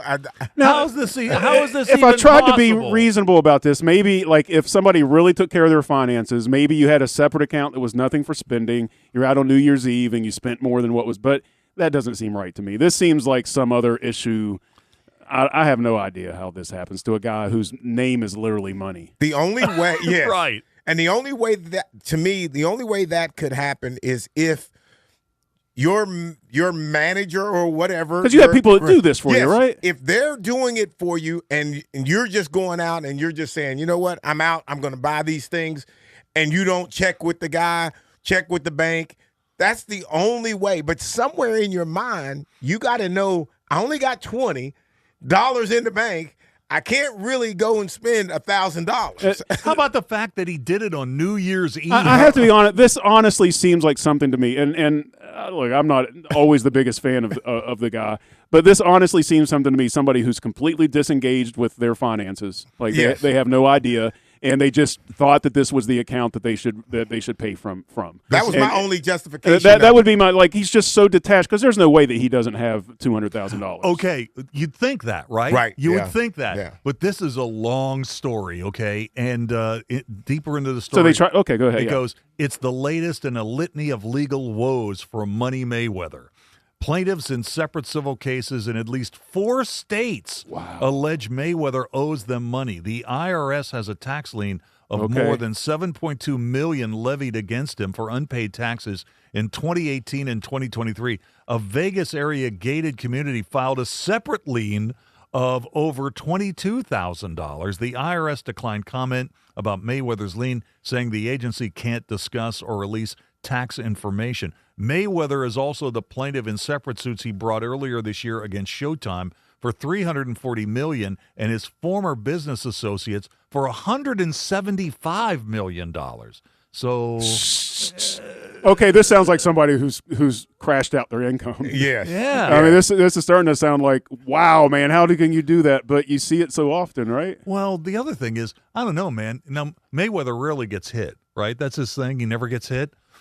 He's getting hit with some lawsuits. He's getting hits. He's getting hits here. But you think somebody with like all of these money problems, the last thing they would be thinking about doing is dropping almost $250,000 on a watch on New Year's Eve. Yeah, but he's obviously disconnected. Here's a question that I have, and maybe this is something we can ask our collector guys when we have them back on. For the gold place that he wrote the bad check for initially, it was what, $200,000? $200K. What would their take be if they put that check up to auction? Oh, The canceled bounce check from Money Mayweather. Oh, they might make their money back there. You know, those are collectible. Yeah. You know, I went to a show recently. Well, I guess it's been over a year now. That the person had a ton of Sam Snead checks. Because Sam Snead had a bank. She wasn't from Vegas, was she? No. Inside joke. Inside joke if you know the show. But, I mean, Sam Snead had a bank account for the bank right there in White Sulphur. So that's where all these canceled checks came from. And they were all signed by the Slammer, Sammy Snead. Let's take a break. We'll come back. WVU is adding on. They're continuing. Did they score another run? It's 11-0. Yeah, there was a big circus play in the outfield just now. Yeah, there you go. 11-0 Mountaineers over Troy with runners on the corners and 1 out. Troy still has to bat in the bottom of the inning. Let's take a break. We'll come back with more in a moment. This is Hotline, presented by Salango Law on Metro News, the voice of West Virginia. Sunshine, open roads, and a new Toyota from Dan Cava Toyota World. Lease an all-new Camry for as low as $398 a month. All new Tundras now up to $8,000 off. All new Tacomas now up to $4,500 off or lease as low as $399 a month. $7,500 off the new BZ or 0% financing for 72 months. We've got a Toyota for you at Dan Cava Toyota World in Fairmont. Shop the world. We're Panhandle Cleaning and Restoration, and we're gonna save you. We've got it down to a science, an absolute state of art. We do it all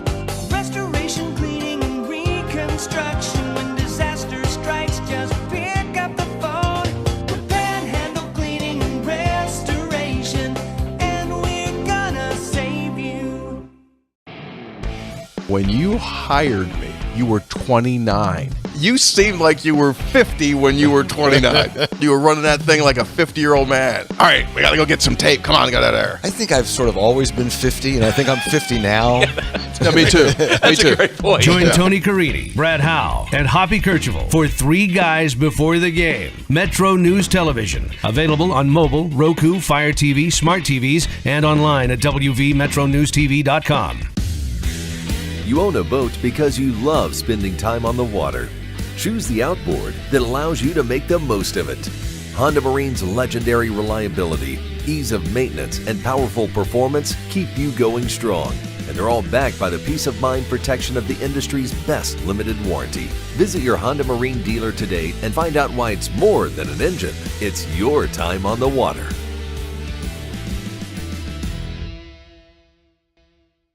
In 1914, the same year the first commercial flight soared and the Panama Canal opened, Greer Industries was born. Herbert and Agnes Greer began in Morgantown, West Virginia, striking the first pick into the limestone formation that would become the backbone of one of the state's great industrial legacies. From the roads we drive on, the buildings we build, and the communities we serve, Greer Industries has been delivering quality for decades. At Greer Industries, we've been improving lives for more than a century.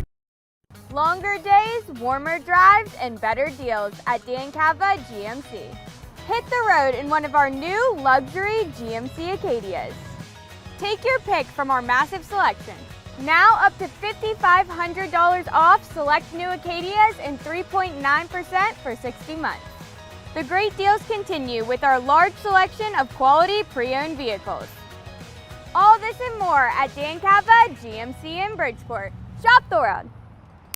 Nasal obstruction, stuffiness, blockage. Is it allergy? Is it sinus? Odd times it may be both. The Delview Medicine Sinus and Allergy Center is a clinic where we house all specialties that take care of allergies and sinuses together. You name it, we have it. It's one-stop shopping. Anything ENT that needs done for the citizens of West Virginia, we can provide that care.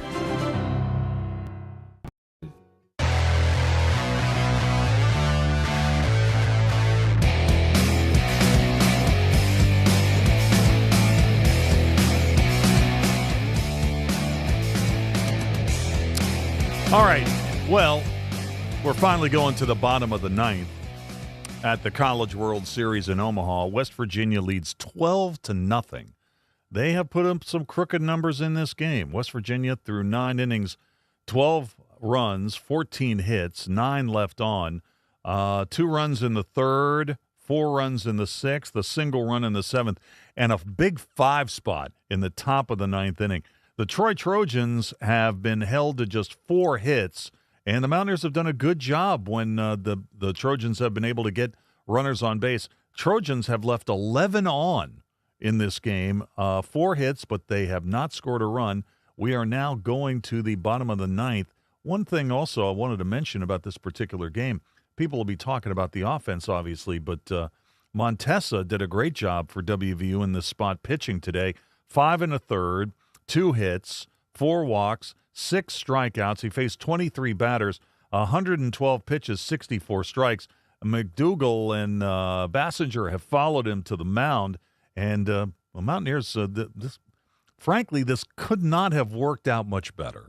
I mean, this has worked out according to Hoyle, absolutely. And looking at the Mountaineer lineup, there are tons of hitting stars in this game. Gavin Kelly had the big blow. He is 3 for 6 in this game with 4 RBIs. He had a big 3-run homer in that 4-run uprising in the top of the 6th inning. Other Mountaineer players with multiple hits today. Guzman's got a pair of hits. Graveline has 2 hits. He's also knocked in a run. He's got a double in this game. Einich has 2 hits. This is a team victory, and so we're going now to the final 3 outs of the inning. Carson Estridge has come on to kind of close the door and wrap this puppy up. And after this game, West Virginia will start focusing in on their next opponent, a rematch against North Carolina. The question. Oh, you know what, Coop? Have you noticed?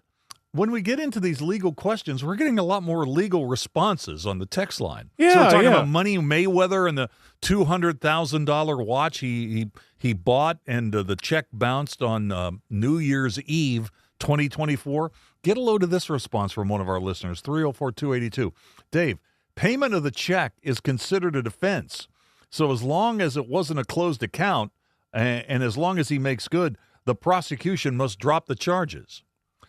That sounds like somebody who knows what they're talking about, or somebody who's been involved in a situation very similar to the one that was in our discussion. Or wild card, it is Money himself. Right. Or one of his representatives. Yeah, a handler or something, maybe. Who's Just out there, dropping the knowledge. Just watching the situation. Carl, you doing a show tonight? Yes, we are. What's the plan? What's the plan, Stan? Well, we typically get on and we try to figure that one out. Because what's interesting, though, what's fun about that is because everybody has a lot of issues, and we talk about it prior to the show until we get here, and then everybody has, like, I want to talk about this, I want to talk about that, and then we go from there. There you go. So you'll be taping that right after Yes, our program today. Coop, what do you think about Singer tonight? You think he's got a chance to keep the Mets sad after last night's 12-0 thrashing? Dinger Singer? Hard to tell. Dinger Singer? It's hard to tell. One quick thing. You remember Nick Senzel's son doing with Independent League the other day? We was hoping maybe we'd get to see him in Charleston. He was cut last night. Really? Yeah, he lasted like a week. Wow, what a ride, right? Yeah, batted like 143. One note about by the way, speaking of the Atlantic League, the Dirty Birds are back in action after a night off there at Hagerstown tonight, and Singa's pitching for the Cubs, pitching for the Mets tonight.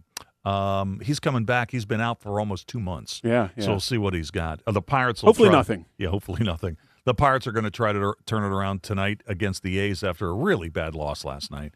Carl, good to see you. Good to see you. Let's take a quick break. We're back to Rapid for the day in a moment.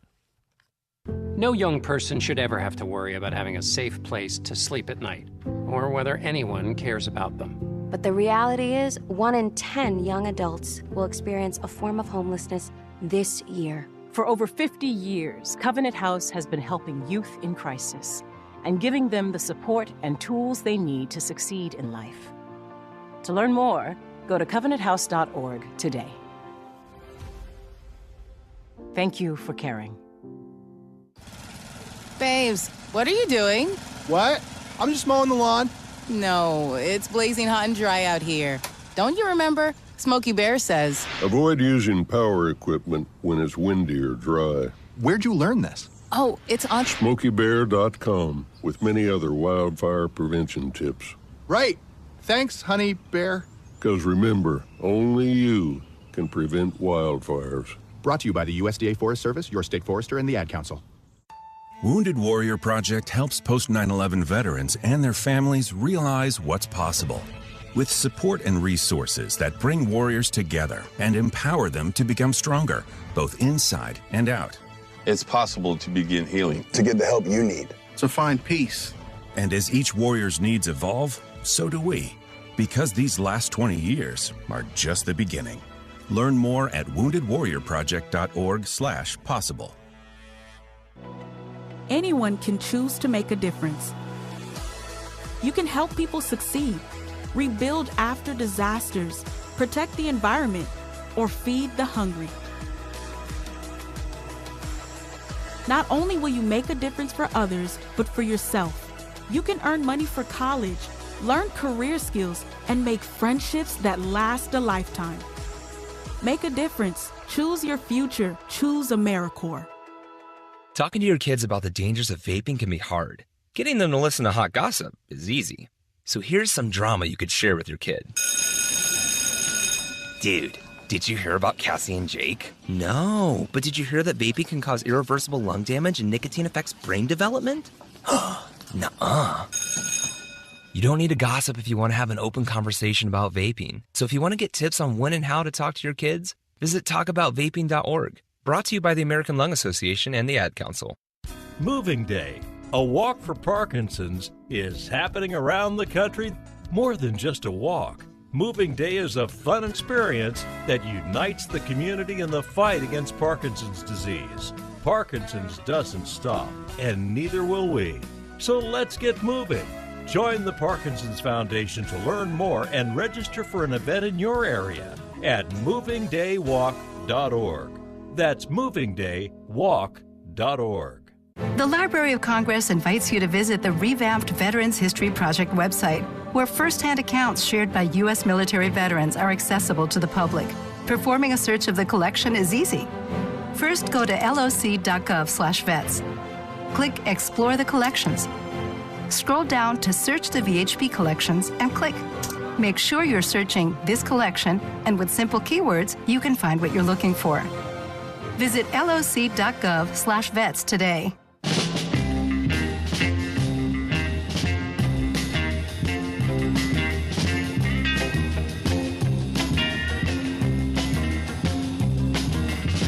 All right, folks, that's going to do it for the show today.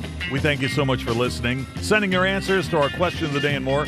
Stay tuned for the news at the top of the hour, and Sportsline is on the other side. My name's Dave Weekley. I'll talk to you tomorrow beginning at 3:06, right here on Metro News, the voice of West Virginia. Hotline on the Metro News Network is presented by Salango Law, salangolaw.com. Hear Hotline weekdays from 3 until 6 on this Metro News station or wvmetronews.com. Visit the site or your favorite podcast service for past shows and features. This has been Hotline, presented by Salango Law on Metro News, the voice of West Virginia.